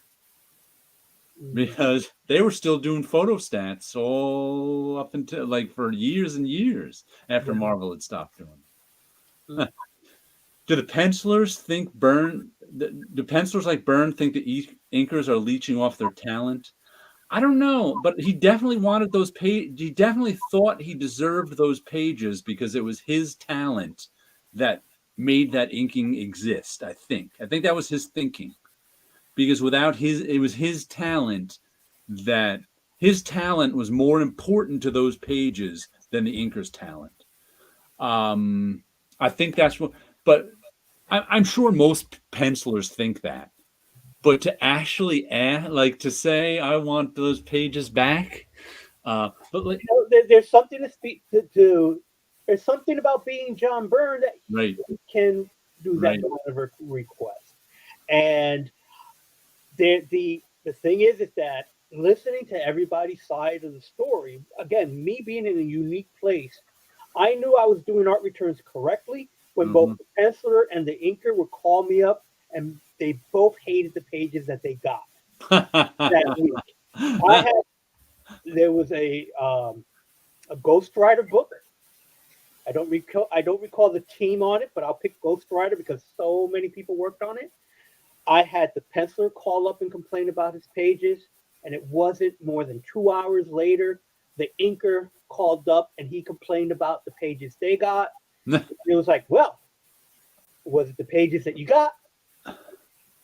You guys could call each other, change pages, or was it a bad book that month? Who knows? But again, it's one of those things you can't please everybody. There were many artists who worked so well together as a team. They had set up their own art returns type stuff. Right. They agreed upon. Remember earlier that I talked about the inker would get every third cover. Mm-hmm. There wasn't a creative team. And the only reason why I'm not naming the teams are because I don't know if this is information they won't want out. Right. But there is a group that's out there that every third comic book, the inker would get the whole book. Oh, that's right. I have heard of that. Right. Every third comic, the inker would get the whole book. Right. This way here, the inker gets the whole full book cover and everything. And the other two books, the pencil would have the whole thing. That seems like a more simpler thing to do. I think Jim Lee and Scott Williams used to do that because I remember what I don't remember. It could have been. I remember one of them. I remember Scott Williams saying "Oh, I've got that whole book." They might because they're not the first team to do it. Yeah. And they're not the only team to do it. Right. I found that was a really great compromise to the whole concept of doing it like that. And again, sometimes it's the luck of the draw. I do recall the other thing too that I dealt with was not only the artists but the art reps. Mm-hmm. And that was a whole other ball game as well because again, these are people who are selling the artwork, so they're going to want the best of the best. Right. So they were always, they're trying to get their client their best deal. So every now and then they would try to sneak in something, and it's like, oh yeah, I know this is the third cover, but it's a double gatefold cover. Is that fair? It's like, look, it's the third cover. It doesn't matter. It happened to be lucky. There was and we were doing weird gatefold covers. So not even double gatefold. We went up to I think 5 at one point, quadruple, whatever gatefold cover, and one of them was going to go to the inker, and the rep wanted those pages. Like it wasn't going to happen, but they can make a convincing argument where it's like, okay, this has to go up the next step. which is the editor-in-chief, and it's like, could you tell me what should I be doing? It's like, nope, this is it, and then that's it. Once that line is drawn, it's basically boom, you go from there. But again, it's like, what is fair in all this type of things all together? I've even heard that should the penciler get anything? Because the pencils don't exist anymore. Right. Some of the inkers will erase a little bit to lighten up the graphite on it, and then the pencils are destroyed. Yeah. What is it? What is thing? And here's another thing about stats. So you shrank down that Wolverine cover, you made the stat. Now it's shot from the stat. Where is the book printed from now? Yeah, which is the original art? I've seen that artwork itself. It really is that stat cover. Yeah, not the pencil ink cover. So it becomes that whole crazy thing where it's like now watching the industry and the YouTube channels talk about what is the first appearance of certain characters. Somewhere over here, I have a printout of that cover. I made a printout of it full size just for the heck of it, just to have it lying around. Oh well, it's somewhere over there, somewhere in my pile of stuff. That X-Men Classic cover with the 1 at 90%. I made a printout of. And again, that's a great story in itself because I've seen artwork out there where people don't want to touch anything on it. Yeah, and you see the markings are still there and what have you. 1 at 90%. Mm-hmm. And like we mentioned before, it what is the artwork? Watching YouTube channels now talk about what is a true first appearance. That's really fascinating. How people, Spider-Man's black costume first appearance was issue 8. But 252 was really the first appearance because it's the cover that printed out first. But then now that Marvel Age issue that talks about it, now that's becoming something. Well, that's fascinating. That's because the definition of first appearance has changed in terms of. Who would think that you need to define first appearance? Yeah, well, what it was you have to put yourself back in the mind of us in the 70s. Who most first appearances were easy, Spider-Man, Amazing Fantasy 15, but you didn't. Even then, this stuff was driven by readers. See, it's not driven by readers now. It was driven by readers then. So what we used to say was, "I want to read the first story he appeared in," which is why Hulk 180 was never worth money. Because that's not the beginning of the story. Right. Hulk 181 is the beginning of the story.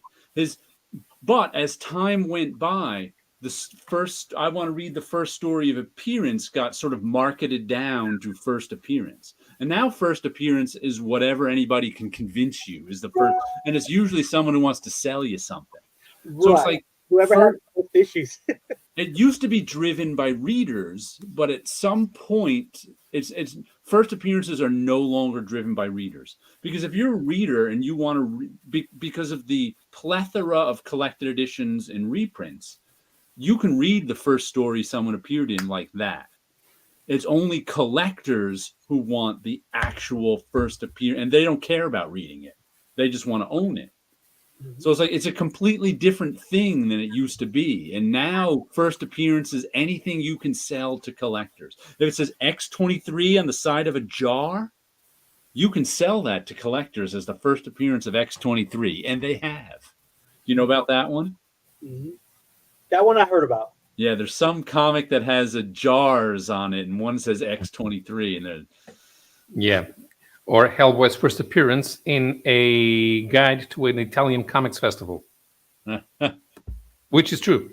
That predates his appearance in Dark Horse Presents. But it's colored wrong. I think it's green there. Vinnie Coletta should get all the artwork.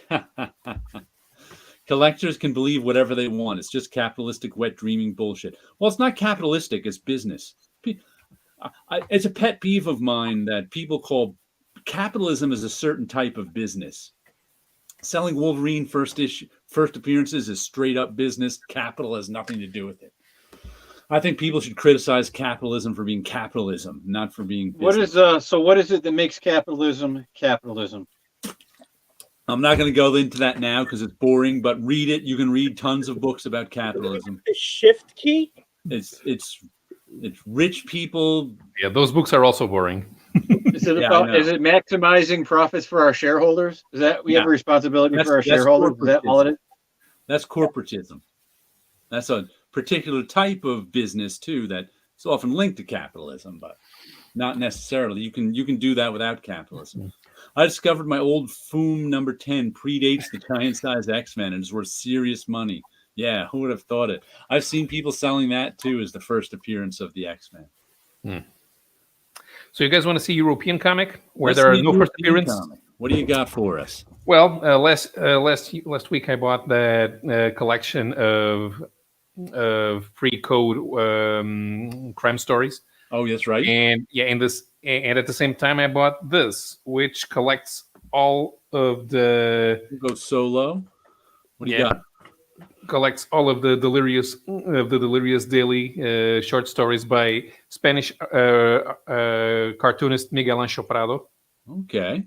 All right. Yeah, I've talked about him a couple of times. I describe him as like Kafka, but actually funny.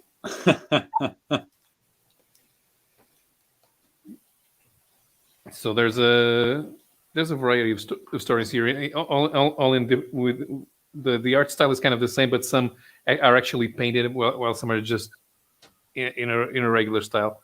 So so this is a collection of vignettes. There's very little Miguel Ancho Prado in English. I think Stratos was published in English, and I know there's a short story in Sandman Endless Nights where he worked from a Neil Gaiman script. But this guy usually, is worked with writers, but he prefers to do this type of thing. A non-key European comic. The views go through the roof. Yes, see, this one is painted a different way. Oh, cool. Yeah. All right. Yeah, these are all stuff that could happen to you, but it's weird. Like this guy, like in this story that I'm showing, I had read this a few years ago. The guy was this is a retired person, and he's been collecting less money from his retirement fund than he should. So a government employee goes up to him to tell him that. The thing is, instead of giving him the money that is due, he says that he has to return the money that he was paid because he's been collecting a pension that is not his. So he needs to return the money that he was given in order to be able to collect the pension that is owed. And that's what all the Kafka is about. That's the caught up in the systems. Yeah, there's a couple of looks computer art wise. Yeah, huh? Not in the 80s. You're not in Spain. Very cool. Yeah, this one looks more modern. Looks a bit more modern. A little like a Bill Plimpton style. Yeah. I'm not familiar with Bill Plimpton. He's a what's Bill? But he's an illustrator / cartoonist. Illustrator, animator too. Yeah, you're right. Yeah. This guy actually has some sort of animated movie. Came out in 2017. He says he also provided designs for the Men in Black cartoon that came out after the movie, and he owns his own comic book art school. It's called Airtight Garage. That just reminded me too. I don't know why of what was that comic from that French Carmen Crew, CRU. Mm-hmm. You know that one? It was it was published over here like by a small press in the 80s, black and white. It was about this cranky old lady living in Paris. And they were all short one-page French Ice. That's the name of it. The Adventures of Carmen Crew. I always wondered if that ever came out in color. Because it was always black and white here. It was black and white because it was published in Fluide Glacial, which is like Mad Magazine, but actually funny. Ah. Mad Magazine made by punk artists, and that's what makes it funny. Yeah, that was a good one, French Ice. I remember Renegade Press, I think, put it out. Mm-hmm. If I remember correctly. It's on my shelf somewhere. I'll have to find it. Let me go to Better Text, see how many albums they have, because these are it was published in Fluid Glacial, so it's a collection of should also be a collection of vignettes. Yeah, they're all short strips. They're all like 2, 3, 4 pages if memory serves, somewhere around there. French, the stuff I was buying in the 80s.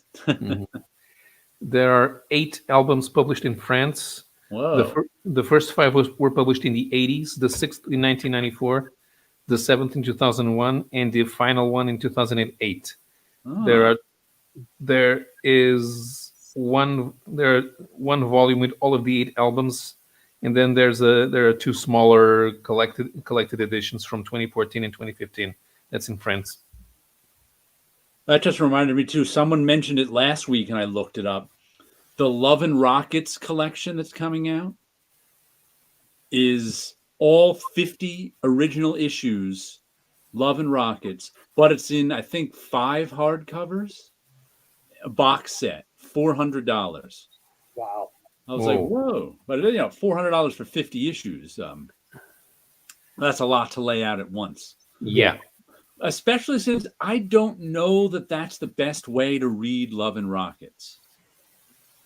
Love and Rockets, because it zing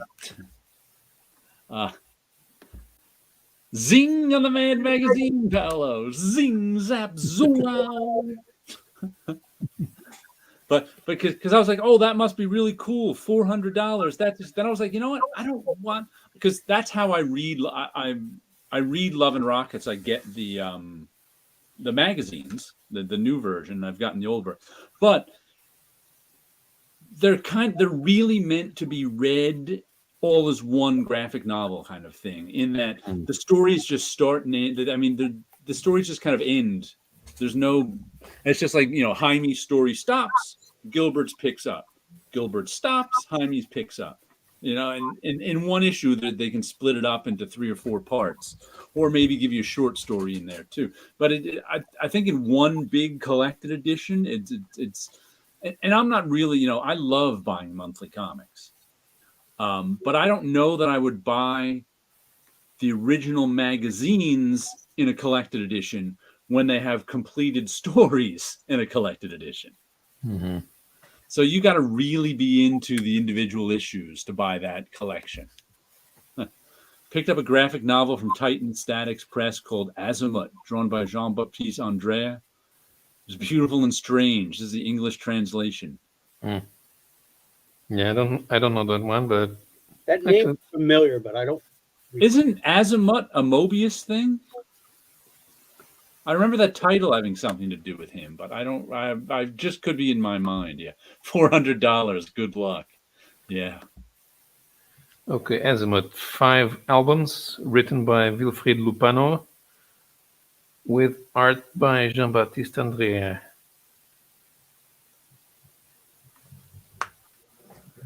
It was funny. I was watching a Comic Cracked video just today, and he was talking about Ablaze's books. Ablaze is the company that's been publishing European comics. I'm thinking of Arzak. Okay, yeah, You're right. I see that now. Not Azimuth, Arzak. He's the Mobius one. Yeah, that's the Mobius. Yeah, I think I remember seeing the one of these albums. I think I remember seeing the first one when it came out. Yeah, but looking at the covers, I think it gets better. So the fourth out of the 5 books, the 4th one has the best cover. Mm-hmm. Yeah, that's it. But looking at those, and he said he even talked, because the problem I have with the European comics being printed in American size is they're shrunk down. Because the European ones are like graphic album size or magazine size. So in order to fit them on the comics page, they got to shrink them down, and they're shrinking them down too much, even to my taste. Especially since I found out recently, since I got back into doing production in comics, that the copy safe area has expanded in comics. It's no longer a 1/2 inch from the edge; it's a 1/4 inch from the edge. but they still make it a half inch from the edge and at a blaze. So I'm just like, I don't want to read shrunken down European comics, and so I purposefully avoid the ablaze stuff in general. I bought one or two things from them and just like, I'd like to read this, but I don't want to read it in this inferior format. And Comic Crack said they're keeping in that format because they don't want to, because bookstores can't fit the other ones on shelves. To which Comic Crack called bullshit, because he's like, I go to bookstores all the time. They got magazine size stuff. I'm like, yeah, I buy it. I prefer them in the original format. Even I would prefer it in the original format, soft cover. It doesn't have to be hardcover. Mm-hmm. But I want to see the artwork the way it was intended to be in that larger size. Exactly. I have plenty of books that are that way, and the downside is that I can't read them. I can still look at the artwork because it's in whatever original language it is. Mm-hmm. I've been lucky that since I do most of my day job mainly now is lettering for paper cuts. Right. They reprint a lot of French books, and for the most part, for some of their books, they try to keep it at the same size. Mm-hmm. There was a few that I've done that's been at least a larger size to it, and I prefer it to be in the format as close to the vision that the original artist had in it. Yeah. Sometimes when people are designing it, they're designing it for that particular format at least. Paper cuts. I know they've been doing Asterix, right? Yes. How big are those ones? Those were large size. When I got the copy of it, they were larger size books. Oh, of course. I didn't know they were doing law. The only paper cut stuff I've seen is their kids stuff, 6x9. Yeah, I mostly do their kids stuff. I have a few copies of them. Oh yeah, Love and Rockets. There will be Love and Rockets fans who will lay out that 400, but no first time. Yeah, I don't even know how many Love and Rockets fans will. I'm sure there are some. How many versions of Akira have been put out? I know Marvel put out individual issues, and I think Dark Horse put out the big collected editions. I think that's all in the U.S. Mm-hmm. That's all I know of. Shrunken down is brutal, but yes, I still grab them because I'm a junk. See, I purposefully don't grab them. I would like to buy those new Conan ones, but I bought 2 issues of it and went, I like it, but it's like watching a pan and scan movie instead of it being letterboxed for those old timers out there who know what that is. So something like Nickelodeon books, Loud House. Yeah, let's. It's the kid size book. Let me bring you Solo. Let's see. Okay. So the Loud House. Okay, that's the 6x9, right? Right, and then here's one called Nightmare Brigade. It's a hardcover. It's about just slightly bigger, not by much. Mm-hmm. And then with something like The Children of Captain Grant, which is a Jules Verne book. Ah. It's at their. That looks like graphic album style. Would be the original. Yeah, that is. Album style. Mm-hmm. And it's all painted. Yeah, if you reduce that, you're gonna lose everything. Yeah. Exactly. And then I know the Asterix book. I don't know what I did with the copy that I have of it, but that was a larger size book. So there are some that, and I know there are even books that are just even a little smaller than this, but it really is for whatever audience that they're making it for. So I'm guessing that they have, a clear mind of how they want to translate the stuff over. And that's paper cuts with a Z because they're so street. Exactly. There's the logo, paper cuts. Yeah, let's bring it bigger. There we go. There you go. Nickelodeon, Loud House, paper cuts. There it is. Paper cuts. See? With a Z because they're so street. Exactly. and their books online, I believe, too. Jim Salacrup. Jim, yes. He's working there. He's part owner, I think, too. I think they have ownership of it. Yeah, so he's there. Basically, working for them has been pretty good because being that they're graphic novels and not comic books, even when the pandemic hit, a lot of people I know had to put their pencils down, but I kept working through it. So That's why, my YouTube show is only just starting now, and I never taught myself how to play the guitar like other people have. So, what's your YouTube channel, by the way? Is it up yet? It is up. It's Ramos Comics. Right now, there's only a couple of shows on there that's mainly me unpacking stuff, talking about things that I bought. I have I'm slowly going back to try to fill my Spider-Man collection. So I'm opening a lot of Spider-Man books that I've been buying. I'm not going for like SLAD books or 9.8 or whatever. Mm-hmm. I'm going for basically a book that's not necessarily falling apart. And, I don't want to pay more than like $20, $30 for a comic book. Okay. So I'm okay with a rough red copy because that's what I would have bought. That's what I bought growing up buying comics anyway. That, I would bypass the mint condition one to buy the other one that's just a couple of bucks a little cheaper. And I also have, actually, I don't know if I actually have it on there yet. I taught some classes online. Mm-hmm. And so I have some stuff that I think I still have locked just for the students. Because there was a chance that I was going to actually be teaching lettering at a school. Okay. But that didn't work out the way it was supposed to because I'm not doing it.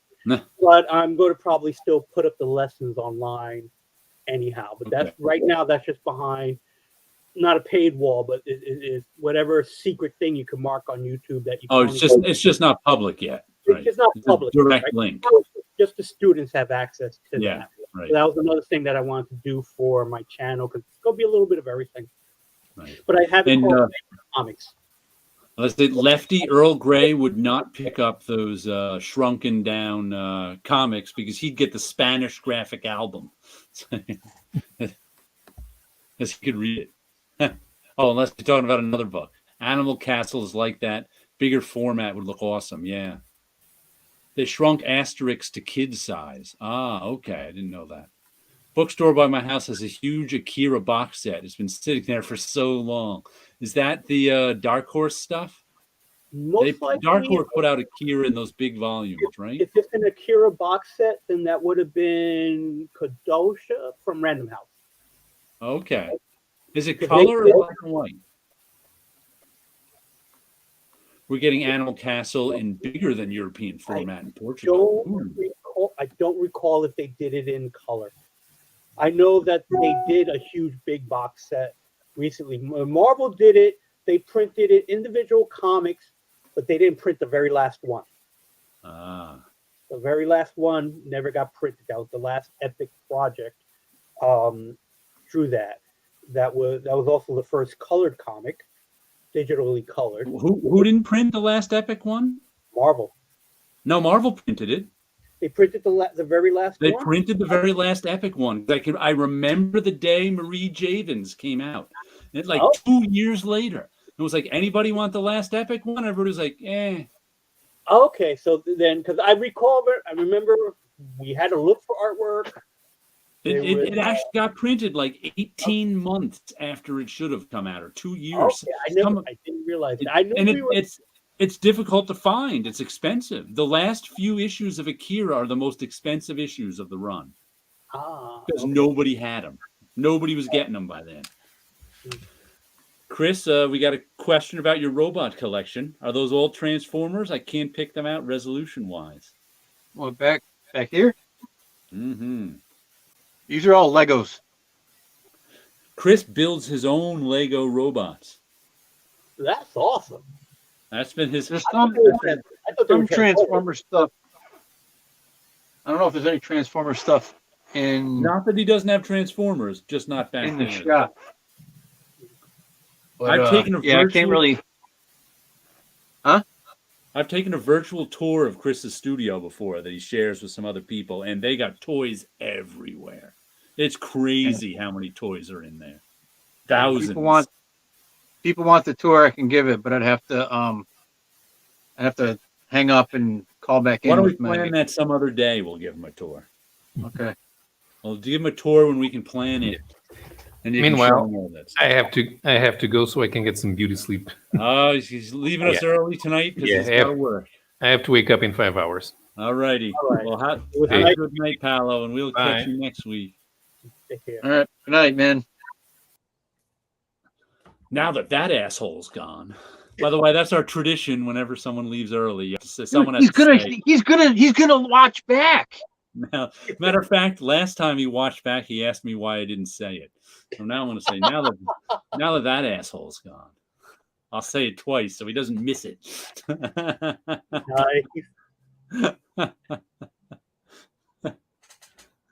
Speaking of Akira, Mm-hmm. The original Japanese books that Marvel had for them, I actually have them. Yeah? Yeah, because they were going to be tossed out. Ah. And it's like, I'll take them. And it's like, yeah, you want these? Like, yeah, I'll take them. So they all still have the flags.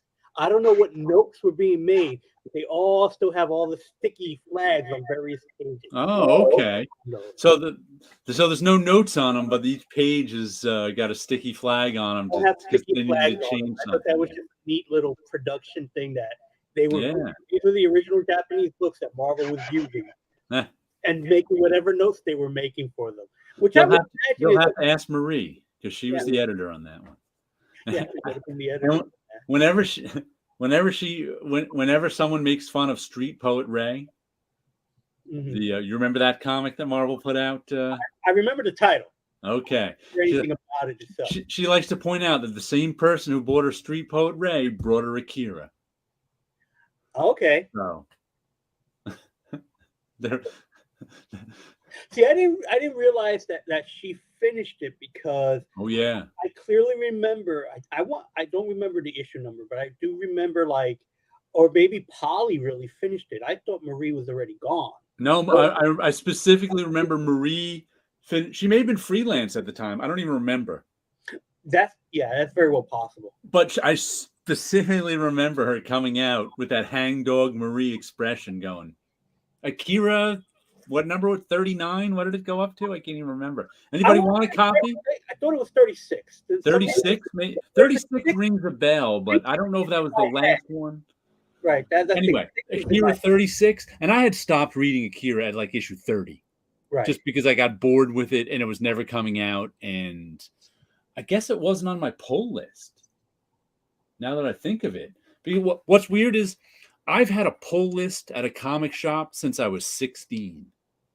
Oh, wow. Okay. I've never not had a pull list. Mm-hmm. So that I would always get is that, the reason I have every issue of Usagi Yojimbo is because it's been on my pull list since 1986. Otherwise, I wouldn't have them because that's not a book you can pull off the stands. Right. So if I had which I know I had Akira on my pull list for years, it must have fallen off or I took it off or something. That's the only reason I didn't have those last issues because I used to. The only Marvel book that was on my pull list all my years at Marvel, well, up until Heroes Reborn, was Captain America. So even though I could have got it around the office, it was still on my pull list to make sure that I got my copy. Let's see. What do we have here? We're guessing. Oh, if Earl Grey would get that Love and Rockets $400. Yeah, he'd got. Yeah, he'd be one who would get it. Yeah, Chris, give us a tour of all the cool stuff, and we'll try to set that up for next week for Chris. Those are really cool. He likes your Lego. Thank you. Thank fuck that guy's gone. I started using "now that asshole's gone" when people leave the room. Now that asshole's gone. That actually started back when Jared would get his bus. When Jared could take his bus home from Marvel. When Gene, there was it must be 10 years ago now. No, not 10, 6, 8 years ago now. There used to be what were called like a bunch of us YouTube friends would hang out on. There's on an off-air, sort of what Zoom is now. Okay. YouTube used to do that like 8 years ago. It was like a Google Hangout, I think it was, but it was through YouTube. Right, I remember Google Hangouts. But it was also offline. so that this one guy, Gene Paul Ace Peter, used to like keep it up all weekend sometimes. So you just come on, you'd hang out, you'd talk to a bunch of the YouTubers who you know from YouTuber, and you'd leave. And after every time someone would leave, they'd go, "Now that asshole's gone." So that's where it came from. Sounds like New York humor. Yes. That's mean. Okay, here's another book I got this week. Nocterra, issue number 9. And this is a mainstream indie book. It's by Scott Snyder, Tony S. Daniel, and Marcelo Maiolo. You familiar with this one, Chris or Wilson? I recall the title because I think is it a kaiju story? No. It's not giant monsters? Well, I guess there's monsters in it, but not giant, not kaiju. Okay. So it takes place after the Big PM. The Big PM. The Big PM is cool. The sun goes dark. It's not cold. There's still all the like effects of sunlight, except there's no light. Everything's dark. And if you are out in the dark too long, you turn into a monster. Interesting. Okay. So it's sort of post-apocalyptic, but it's like a specific post-apocalyptic story. So it's all these people trying to survive in the dark and trying to figure out what happened. And it's by, two mainstream guys, Scott Snyder and Tony S. Daniel, the Batman guys. Right. I know Tony. Yeah.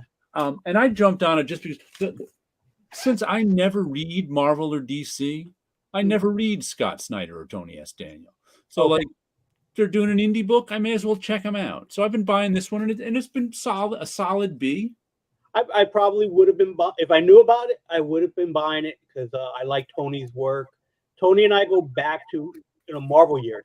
Yeah, you know all the Marvel artists because you were returning their artwork. Yeah, exactly. And Tony started around the same time I started. And so his first conventions he went to was also my first convention. So we were around the same age, so we would hang out together. He was a Chicago native, and so it was always cool just talking comics with him. So yeah. But I'm almost sure I would have been picking up that book. Yes. And I'm almost sure I probably did pick up the first issue. It's a solid book. Yeah. Matter of fact, I think this came out the same time as Jeff Johns and Gary Frank's book, which all of a sudden I can't remember the name of, came out. And it was like, at first I liked the Johns Frank book better, but then this one kind of overtook it. I kind of like this one better now. I wasn't as into this one. Matter of fact, this is one of those books where I bought the first issue. Then was like, I'm not sure if I'm going to buy it. But then there was a shelf copy of the second issue. It was a slow week. I was like, you know what? I'll try out the second issue. And then I put it on my pull list with the third issue. Okay. Geiger. That's the name of the Jeff Johns, Gary Frank one.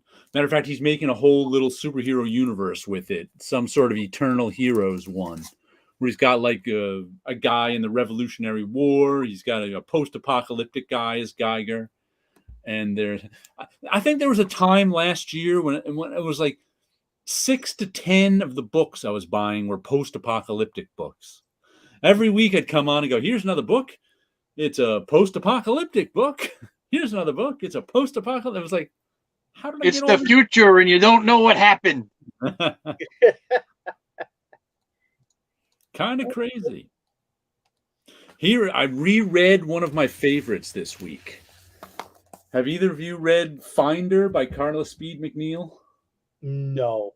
One of my absolute favorites. She's kind of the only person I would compare to Jack Kirby. Not in terms of her artwork, but in terms of kind of the scope of her ideas. Okay. And what I always said, especially 1970s Jack Kirby, this is what I always say about it. And this is, I think, also why 1970s Jack Kirby puts people off. It's my favorite Jack Kirby era. But when Jack Kirby was writing his own stuff in the 70s, he wasn't just writing, he was creating whole cultures. Mm-hmm. So it's like, if you look at it, like from his New Gods on, his books came. It's like New Gods. The New Gods had their own culture. The Dark Side and what's the name of his planet again? They had their own culture. Apocalypse had its own culture. The Eternals, they had their own culture. Silver Star, its own culture. Captain Victory, it's like he wasn't just creating stories and worlds. These worlds came with their own culture.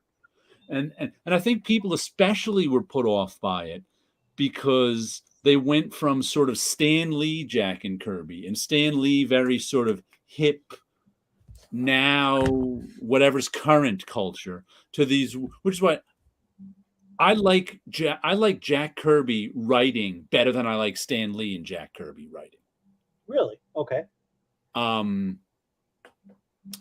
Stan Lee writing, to me, growing up in the 70s, was always kind of your father's writing, trying to be hip. I was never a fan. I'm sure if I was growing up in the 60s, I would like it compared to what was going on around it, because DC's writing wasn't that good. But let's see. Did Darkseid even move to past apocalypse? Ever moved to post-apocalypse? I don't know. He was straight up apocalypse. There was no post-apocalypse. You're right. An apocalypse was. It was always the apocalypse there, not post-apocalypse. But it's like, I think that put people off from Jack Kirby's writing in the 70s, and though really not similar to Jack Kirby in artwork much. Her writing, she's creating whole cultures. This is very, I don't know, sci-fi, fantasy. It all like the Finder stuff. All takes place in this world that sort of could be the future of our world. There's no explanation. They exist in this world where a lot of the past is gone, but the technology is still working. And some of the technology is falling apart. And there's different cities and different clans, and all the clans behave differently. And there's like, this clan is very royal and like in the original Finder, one of the big reveals, like 10 issue in, was Jaeger's. And Jaeger doesn't star in this one, but he's starred in like the first 20 or so issues. He was a finder. He finds things. He was also a sin eater. He took on the sins of a village, and you kick him out of the village after he takes on the sins of the village. So it was him trying to take care of this family he used to know. And like I said, one of the big reveals of this was in this family we knew, which had 3 daughters. 10 issues in, we find out one of the daughters is a son, because this particular clan kept their children androgynous up until puberty, because they didn't want outsiders to know who the boys and who the girls were. Mm. And there's all sorts of stuff like that. There's different clans that have different cultures, and there's lots of that in this. And this book is particularly interesting because it's if you like books, you will like Finder Talisman, because there's technology in this. Some of the technology is lost, but a lot of it works. But people really don't read much in this world because they can have the information sort of downloaded to their brain. But there still are people who read. And this is about a little girl and her love for books. Mm-hmm. So that's what this whole thing is. And one of the cool things about the collected editions is they come with notes in the back. So she gives page notes of like things you may not have caught on certain pages. And she explains some of the culture in the page notes. Mm-hmm. So it's really fun to read the notes after you read the book. Yeah, Jack invented entire worlds, adventure fantasy. Yeah, sort of like a new take on King Arthur in space, maybe similar to Jack Vance. Yeah, but I think that put people off in his writing. Yeah, I don't. Vance is amazing, so I guess he's a. Kirby also filled his world with incredible architecture. Yeah, most artists couldn't do. She does that. That's where she's similar to Jack, because she fills the world with all this technology and architecture. And they've got like One of the places some of the city people live in domed cities. But the domed cities are so old that they've forgotten they don't know who made them. And they don't necessarily know how to fix the domes. But sometimes these robots come out and fix the domes. And sometimes they fix the robots. But there's like sometimes parts of the domes fall and they can't fix it. Right. That's fascinating, just in the concept itself. That, the whole... It is argued, people mention that humans in general are people who always forgets the past anyway. Yeah. And to have technology that don't know how it works at all, to be at that point in itself is fascinating. So the world building here, I can see what you mean, very Kirby-like in the sense of thinking a bigger picture type of thing, creating and being within a world itself. And you can find Finder by Carla Speed McNeil, I think, in 2 library editions from Dark Horse. They're the sort of 6x9 big thick ones. I have all the original. I actually met her at a con in the late 90s. That's where I found her work. And she's just sort of this, cheery, nondescript woman who has this fascinating imagination. So the name of the book is Finder? Finder, Finder. Carla Speed McNeil. Her husband was her publisher, I think.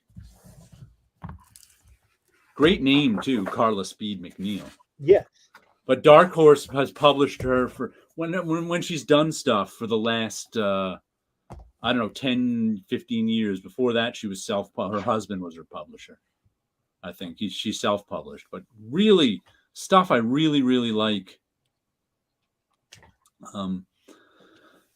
And her art, she really gets better and better. It's like I can remember, and she's a terrific writer too as well. But she's also done stuff like in the last 20 years or so where she was just the artist. Right. And the problem I always have with that stuff is she's always a better writer than the writer she's working with. Mm-hmm. So I'm always kind of like, oh, okay. I enjoy it because I enjoy her artwork, but right. Yeah. Very cool.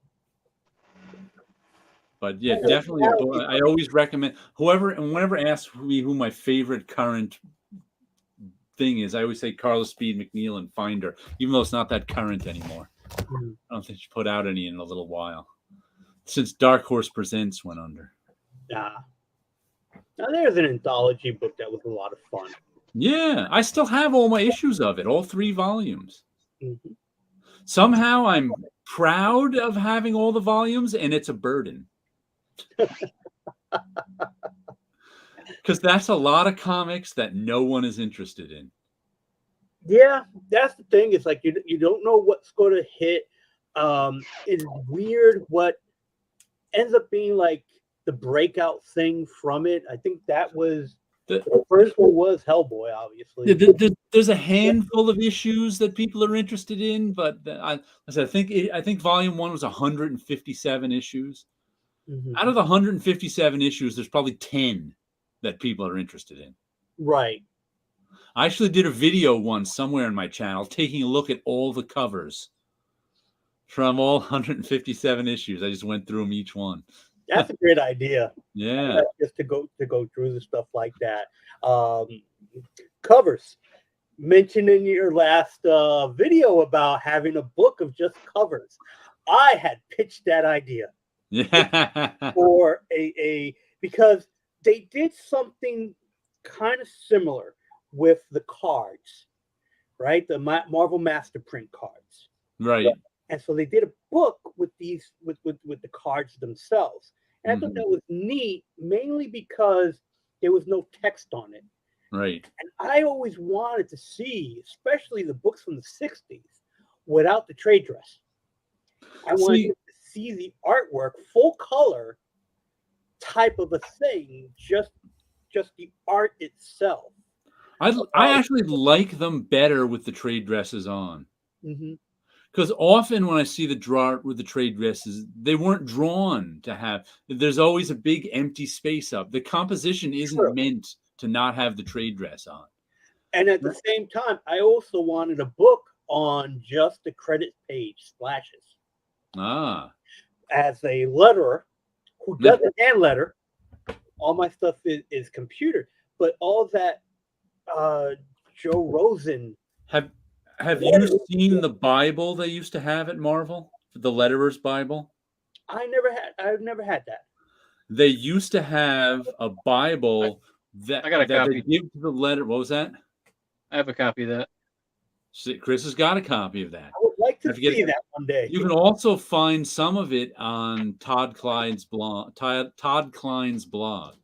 But it was just photocopies of cover copy after cover copy after cover copy, going back to the 70s. That they would say, match this style.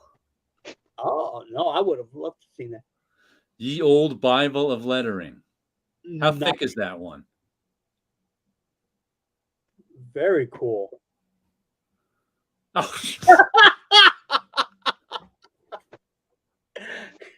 very nice. Because they had one that was about 2 inches thick. I put it into I put it in a binder. Because this thing like it's, I don't know, it's like falling apart. Yeah, it's not that it was falling apart. There's always too much in it to stay in it. It would just keep falling out. So I punched holes in everything and I just put it in this binder. Oh, okay. But it's like it's this thick. Okay. Okay. Show us a page. Here, we'll give you the solo layout. Show us some lettering that's in there.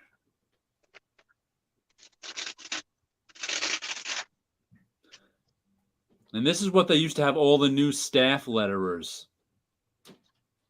learn from. Look at that. Okay. The War Machine, Fury in the Forbidden Zone. I think I've seen one. I think I've seen 3 pages from that book floating around Marvel at one point. I never saw that there was a whole book. There was a whole book.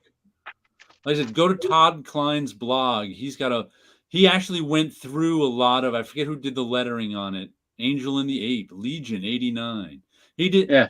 He went through the covers it came from too. Yeah. Those are not Marvel books. Nope. Yeah, they are not. I do have Forever People. Remember that Marvel book? Yeah. The Phantom. Was the Marvel book. The I have like copies of. Remember this Batman book? Remember this Marvel book? They were printing Batman. Okay. A lot of good stuff. Like I said, Todd Klein's blog has pages of that stuff too, where he was going. I think he was going over Danny Crespi's lettering. That's what it was. Oh, okay. Oh, cool. So he would show like a page from this book of Danny Crespi lettering, and then he'd track down the comic it was on. Oh, okay. I think I saved a bunch of them as digital files. I have to find out where I put them. How noisy is my chair every time I move around in it? Because it squeaks like crazy. I heard a little squeak, but I wasn't paying attention to it. Yeah. Wilson needs a better mic, though. What mic are you using, Wilson? I'm using the mic that comes with my Logitech. You need a separate mic. It sounded a little like any kind of USB mic if you want to do more YouTube videos. This is a big one, but they make the sound so much better. All right, I'll invest in that because just to let you know, most of the time I have only do Zoom meetings and things like that, and people have been okay with it.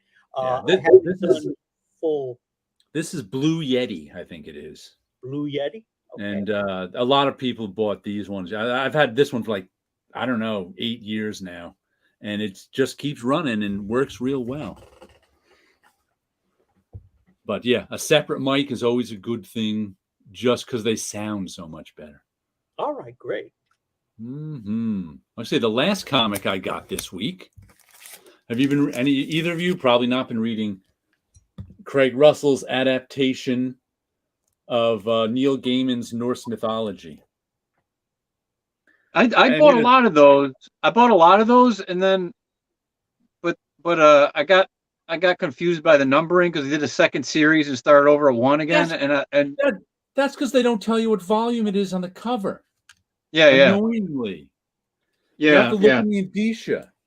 I'm But sure I enjoyed them. a They're bunch really good. because I know the art style, I know the artwork, and I know they've been together for so long that it may not be that exact title because I think he had a different name. Well, this is the third volume of this, and he's adapted tons of Neil Gaiman books. Okay. But this one, actually, Craig Russell is only doing the layouts on, and he's having different artists do the pencils. Like Colleen Duran is doing the pencils on this one. Oh, okay. Yeah, I think I saw her put a post that she was doing something with Neil Gaiman. And it's just so well done. I'm actually not a big Neil Gaiman fan, but I'm a huge Craig Russell fan. Yeah. And he does such a good, I buy anything Craig Russell does. And he just does such a good job adapting these. And all the pencilers have been terrific. Like Colleen Duran did an excellent job on this one. And she, I think, did last issue, but just good stuff. It's all collected in trade paperbacks, too. Mm-hmm. Third volume. But I really, every issue is just a delight. This issue is telling the story of Baldur's death.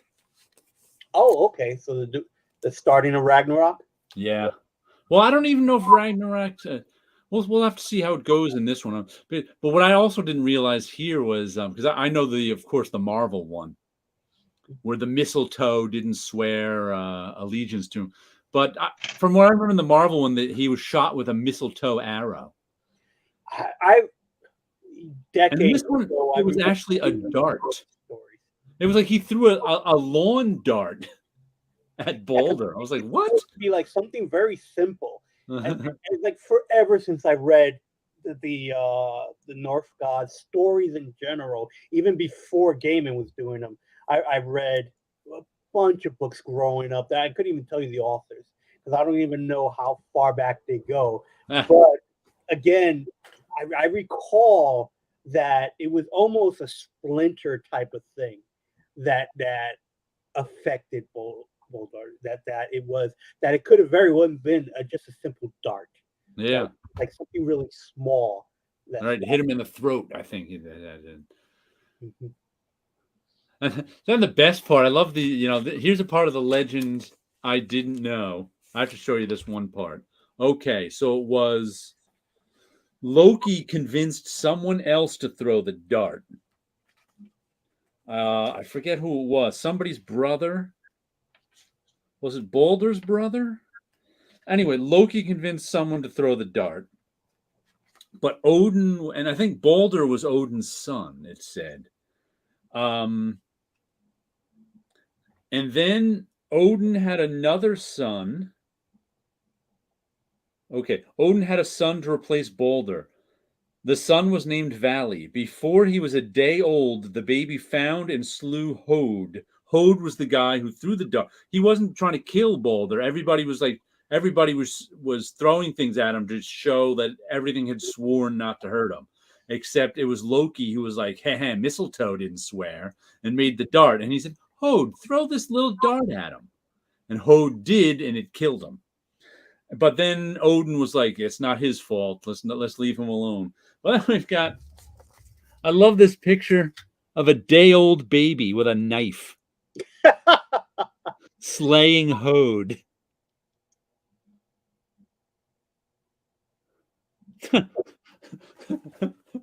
It's just like, okay, the baby's got... Who gave the baby a knife?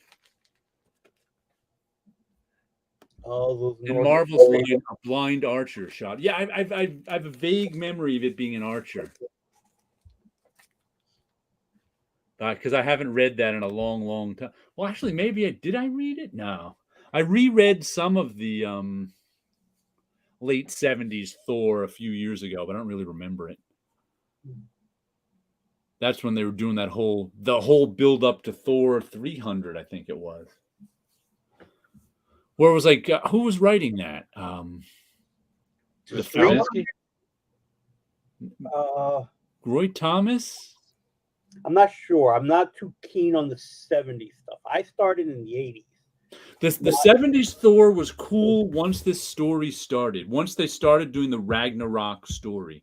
Right. And it may have been Roy Thomas or somebody who was right. I can't remember who was writing it, but it was like 2 issues, and it was all building Roy Thomas, I think. Yeah. I think it was Roy. It sounds right. It sounds like that's a Roy story. And he was tying in Wagner's Ring Cycle with Thor and Odin trying to stop Ragnarok.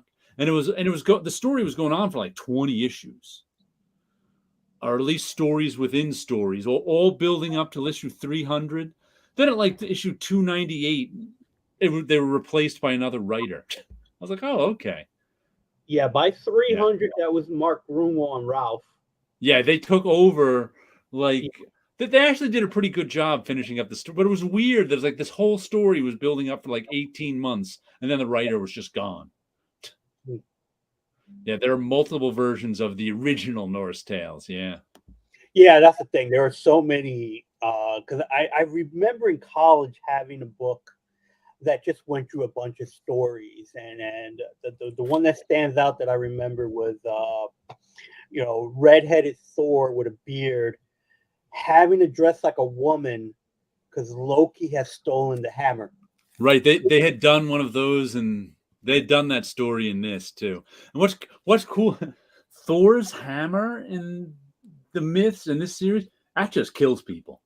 I mean, it's not like Thor's hammer in the comic books where he flies it around and occasionally hit. He just kills people with it. That hammer, everybody's like, holy cow, get that hammer away from me, because it just kills you. He throws it at you, you die. But no, it's funny about Norse myth. I watch a lot of videos on history, and especially I love history about the Stone Age and the late Stone Age and into the I love stories about sort of the beginning of history and stuff. And then they've been doing they study a lot of ancient history before things were written down by studying language and what words come from where and there. And of course, in the last 20 years, they study it by genetics too. They can see the flow of genes over time, and they can relate that to and they find out most of the stuff they've inferred from language. It turns out the gene stuff generally is right about most of it. So it's like studying language really does help figure out where people came from and where stories came from and this and that. But what's funny is I've seen a lot of stuff about like ancient Norse stories recently. And the thing is, a lot of those stories got spread between people, and gods overlapped. And gods went from one tribe to another tribe, and one language group to another language group, so they can trace a lot of guys back. But I think we got to cancel those people.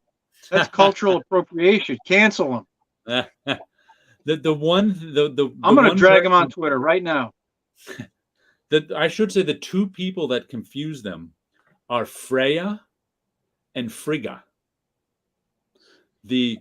One of those two, Friday, is named after.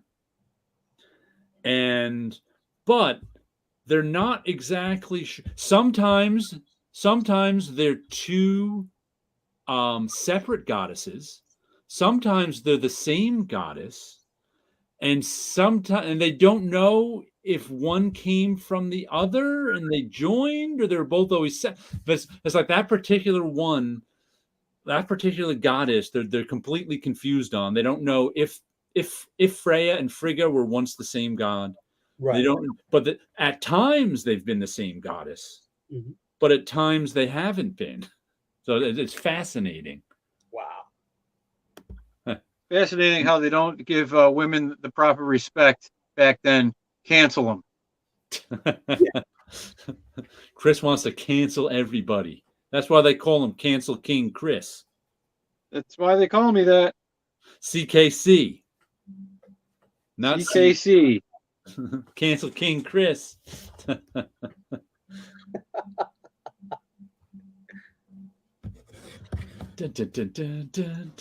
what projects have you been working on lately, Wilson? Well, I don't know if you recall Mariano Nicieza. I do. He has started a company called Apex Comics Group. Okay. And basically, I'm his art director pretty much on those books. Okay. There are a lot of their books. The books that we do is The Right Project, which is Tom DeFalco and Ron's friend's book. Very superhero. It's the classic storytelling with superheroes, where you have a computer-generated avatar of a hero that the kid controls. Another book we do is called The Outer Spacemen. I don't know if you remember the 60s toys that were out. Okay, yeah. So they're based on those toys. So it's a comic book based on this toy line. That's written by Fabian Nicieza. Okay. And that is drawn by Chris Batista. Okay. I've known for my whole career in comics. I actually met him a week before I started working in comics, and a week before he started working in comics. So we were both like outside comics, and we happened to meet each other. He's one of those guys whose name I've known all these years, but I don't know if I know him. For Marvel, he did a ton of stuff. That's the thing. I don't know if I know him personally. Right. He did come to the office a few times. Okay. When he was, let's see, the last things he would have done at Marvel, where you would have been still there, would probably been Space Knights. Okay. He worked on he was penciling Space Knights at the time. And then the third book is Mariano's own book called Project Phaser, which is a superhero, the man of 1,000 powers. So he's a guy who's shifting through time period and dimensions, and each time he shifts, he has a different power set. Okay. I'm not sure if I bought any Apex books or not. The name is familiar. The books they were published through Apex published them through Kickstarters and Indiegogos. Okay, then I haven't gotten and I would have advertised it on my social media. Yeah, if I haven't gotten it on the comic shop, I don't use Kickstarter much. Oh, okay. So yeah, it's currently still on Kickstarter and Indiegogo. So even though the campaigns are over, you can actually still buy the books through that. It's fun. It seems the only stuff I get on Kickstarter are digital. Really? Because I just find it too expensive. Mm. Because often, you're for like one comic book with shipping and everything, it ends up being like $15. Right. For a comic, and it's just kind of like so it's like I'll get the digital version for $7. Right. No, I get it. I'm kind of even though I do support a lot of Kickstarters and Indiegogos, mainly because they're, again, the industry is I know everybody, so it's like I want to support them, and the goal is to eventually be able to buy these things in a comic shop anyway. So that's the thing. It's like I have bought some stuff at the comic shop that started out on Kickstarter. Right. And I think many books that I've eventually even worked on too is like mentioned Carl before that he wrote a book. He was working with Watson and Holmes book that eventually winning and Eisner. I bought that book as a Kickstarter. I remember that one.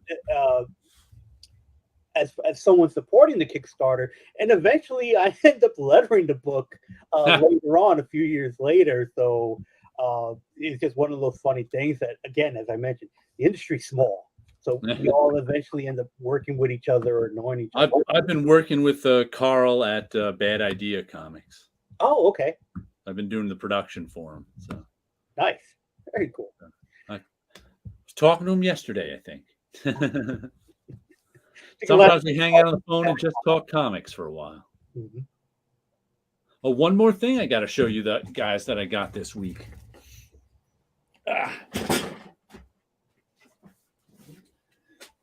Ed Murr gave this to me because I did a photograph for him. This. That's the Buscema one? Yep. This is the Buscema Artist Edition. I'm going to do a video on it maybe this weekend. But it's got lots of Avengers and Fantastic Four in it. Right. and gatefolds, because it's got like four of the twice up ones on gatefolds. Right. Um, Those editions have been so beautiful. yeah, I am so happy that they're being made. I know. Again, another project I pitched and they said no, we'll buy that. Matter of fact, I pitched that name for something and they didn't want it. Oh, These really? director's cuts. The back when I think the first one was George Perez Avengers, when Tom Brevoort was editing them, I remember. And they were instead of printing they were just printing like the pencils of a book. Marvel's done it many times since. Right, the rough cuts. And they call them director's cuts at Marvel. That was the name they settled on. Okay. But when they were trying to figure out names, Artist Edition was the name that I pitched. They're like, they didn't like it. They were going with director's cut. They were trying to compete with DVDs. I was like, what? That was it. They were just going with a familiar name.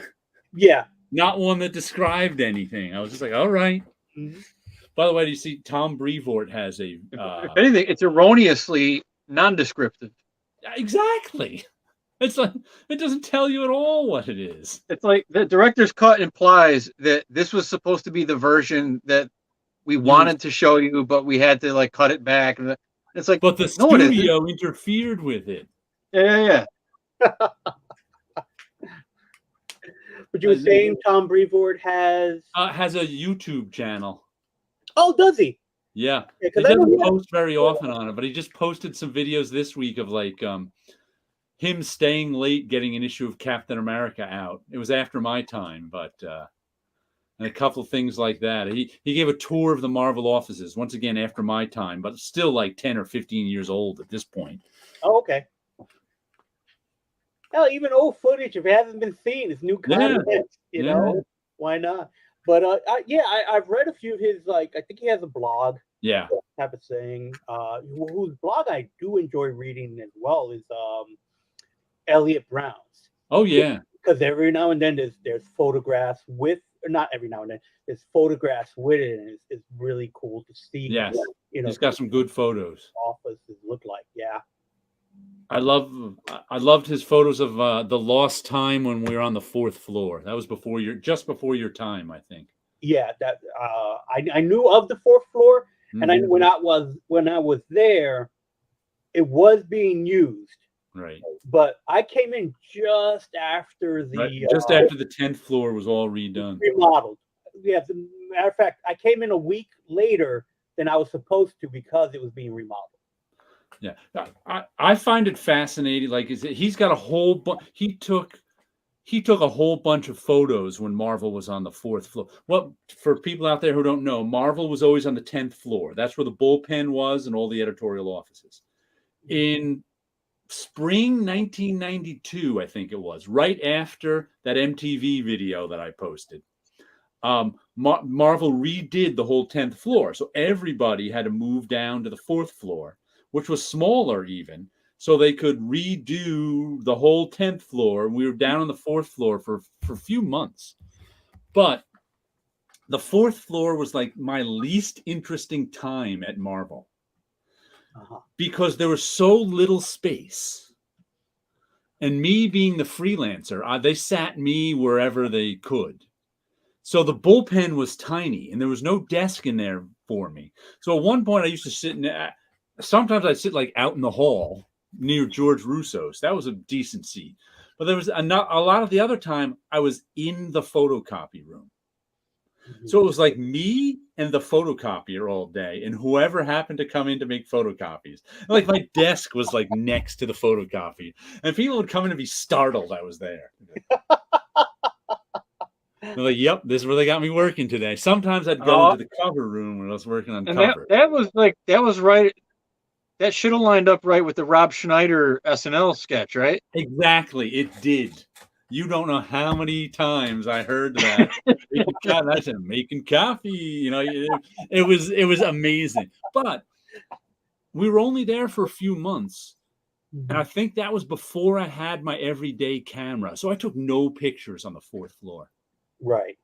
Meanwhile, Elliot Brown used to take pictures in the 70s and 80s, and he was like a freelancer by that time. He came in one day and took pictures all on the 4th floor and posted them, I don't know, 5-10 years ago. And I of course, looked and I downloaded them all and look every now and then.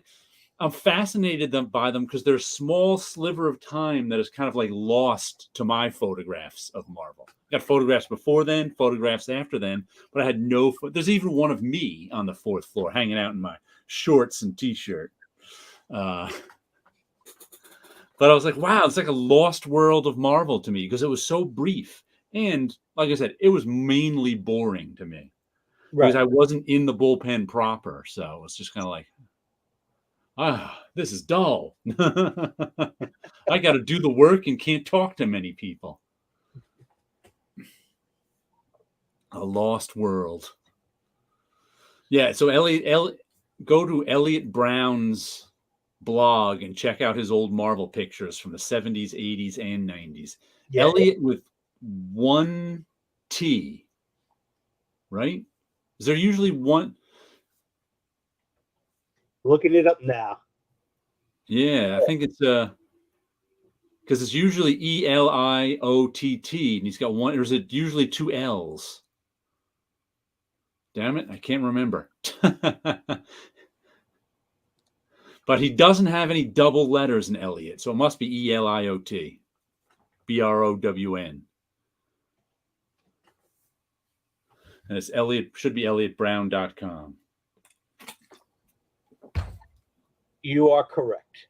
Yep. No double letters in Elliot anywhere. I remember that especially because before Facebook, I would write people's names down on the back of pictures. And if I didn't know how to spell them, I'd ask them. Mm-hmm. So I learned how to spell everyone's name. Nowadays, you don't have to learn how to spell. You can just look on Facebook how they spell their name. Just subbed to Wilson's channel. Thank you. I appreciate it. I'll have to do that too. Ramos Comics, right? Yep. Ramos Comics. Not Rainbow Comics. Not Rainbow Comics. Ramos Comics. Rainbow Comics? Is that it? That's a great name, Rainbow Comics. That'll be the second store. Ramos Comics. But yeah, so I've been doing work with Apex now. Okay. Basically, like we mentioned before, just production work, right? Putting things together. Been having a lot of fun with that. Yeah, starting it with Kickstarters and things like that, because again, going through comics, that seems to be an interesting platform to be selling books. Unfortunately, yeah, books are expensive, but I think, I really hate the fact that how expensive comics are. I know you mentioned that you like getting Spawn because of the price point of it. Right. And again, Todd is not doing anything super innovative. He's keeping the price point that works. Mm-hmm. And to me is, I guess, the burden of knowing things of the background stuff, production wise and things like that. I know how much an ad costs to buy it in a Marvel book. Right. And I know how much a book costs to print. Right. And various printers and things like that, and page count. To me, it's just like, it just shouldn't be at that price. Yeah. I don't understand why. One of the Marvel vice presidents said, we don't want to leave any money in the. We don't want to leave money in the bank. They want to charge. They don't want to leave any money on the table. There's what the expression I'm looking for. The prices, like Marvel specifically, raised their prices to see how much people would pay. Yeah, and unfortunately, they tried to be out a long time ago. But then again, I'm not their demographic, so or I'm not their demographic anymore. Well, they're making their money by selling fewer issues at a higher price. Right. Mm-hmm. And I don't know what to say about that. Other than I don't like that because Yeah. I cannot, since I haven't been buying the books, I cannot talk about the art style. I have no idea how good they are. Yeah, I have no comment on their quality. So I can't. Only thing I can comment on is the price does not seem worth it to me. I do take some of their stuff out of the library at times. That stuff I comment on when I finally read it, if I can make it through it. Yeah, I had gotten, and again, I borrowed some. One of the greatest resources we have is the New York Public Library. Right. And the fact that you could just now walk in with your phone, take a book out, scan it, and not talk to anybody. Not even talk to the person that you're just taking it. You know that you use the app, you get the book, bring it home. I got one that's the 100. I don't think it was the 100 greatest comics, but something to that effect. The 100 greatest comics from Marvel. Right. I know Quesada did an opening thing about it, and I was just curious. Is like, who put this together? Who decided these are the 100 greatest things that Marvel ever put out? And I brought it home. Wasn't that from like 2002, 2003? They did something with that. Like, is it the same project? They did the same thing. Series, right? But it was a oversized book. Okay. That I ended up reading it and just enjoying the stories that they picked. Right. And kind of why they picked it. And to me, it was like that I found fascinating just because, again, getting an idea of what people think, why this is so great. Right. I have this theory in general that people personally, when you discovered comics, that first 10 years are the best comics you ever read. Oh, yeah. Your golden age is when you're 12. Yeah. And to me, I always think that you almost have to discover comics on your own. Yeah. Because when someone gives you a stack of books as a kid, it's like, oh, you're just giving me these to keep you entertained for a minute. But when you go on and like picked it up from the rack at the time, you could buy comics off the rack. There's something more fascinating to that. Right. And I've told this story before where I've always bought comics but not collected them. Right. So they've been around all my life. My cousins read them and what have you. But if it appeared in a movie, on television, then I kind of wanted it. So I bought Star Wars, G.I. Joe. So I was always comics first.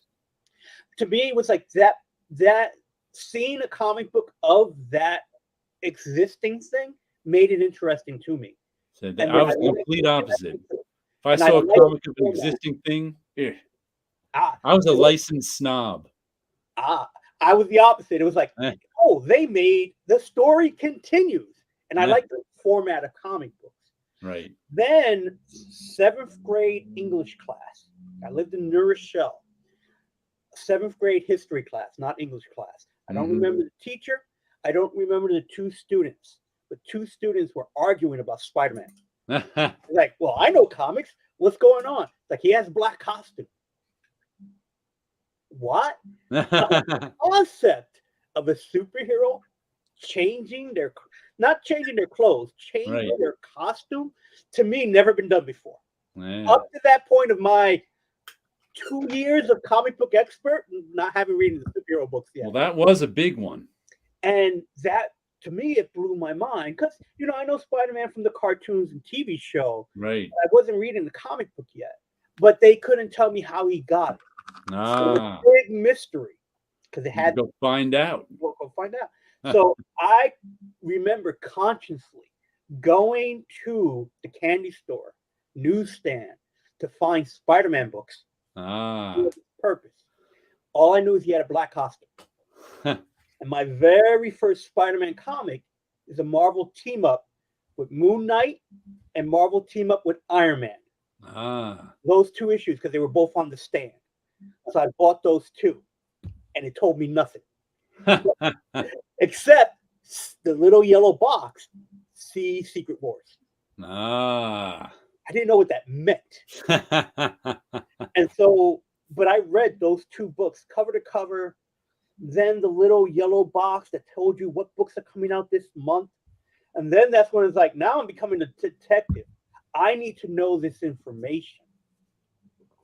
Yep. Then that's where my comic collection starts, at Secret Wars. All right. And then when I tell people that, all I hear is like, "Oh, that was just to sell toys." That damn toys. Yeah, Secret Wars is what made me stop buying Marvel comics, but that's just my age. I hear that so much, but you were already buying books since the 70s. Yeah, exactly. So, with my age, I was done. I was buying indie stuff. You're 10 years up. Yeah. At that point. Exactly. That's what. By the time I hit the indie scene, I'm already 4 years into comics. So I'm buying everything Marvel. Eventually, I'm buying everything DC. And I need more, and these guys aren't giving me more. Then I go into the indies. When I was 10, I loved Marvel comics. When I was 20, I could get other comics. Yeah, same thing. It was like all through high school was Marvel and DC. So, Crisis was happening as well. Right.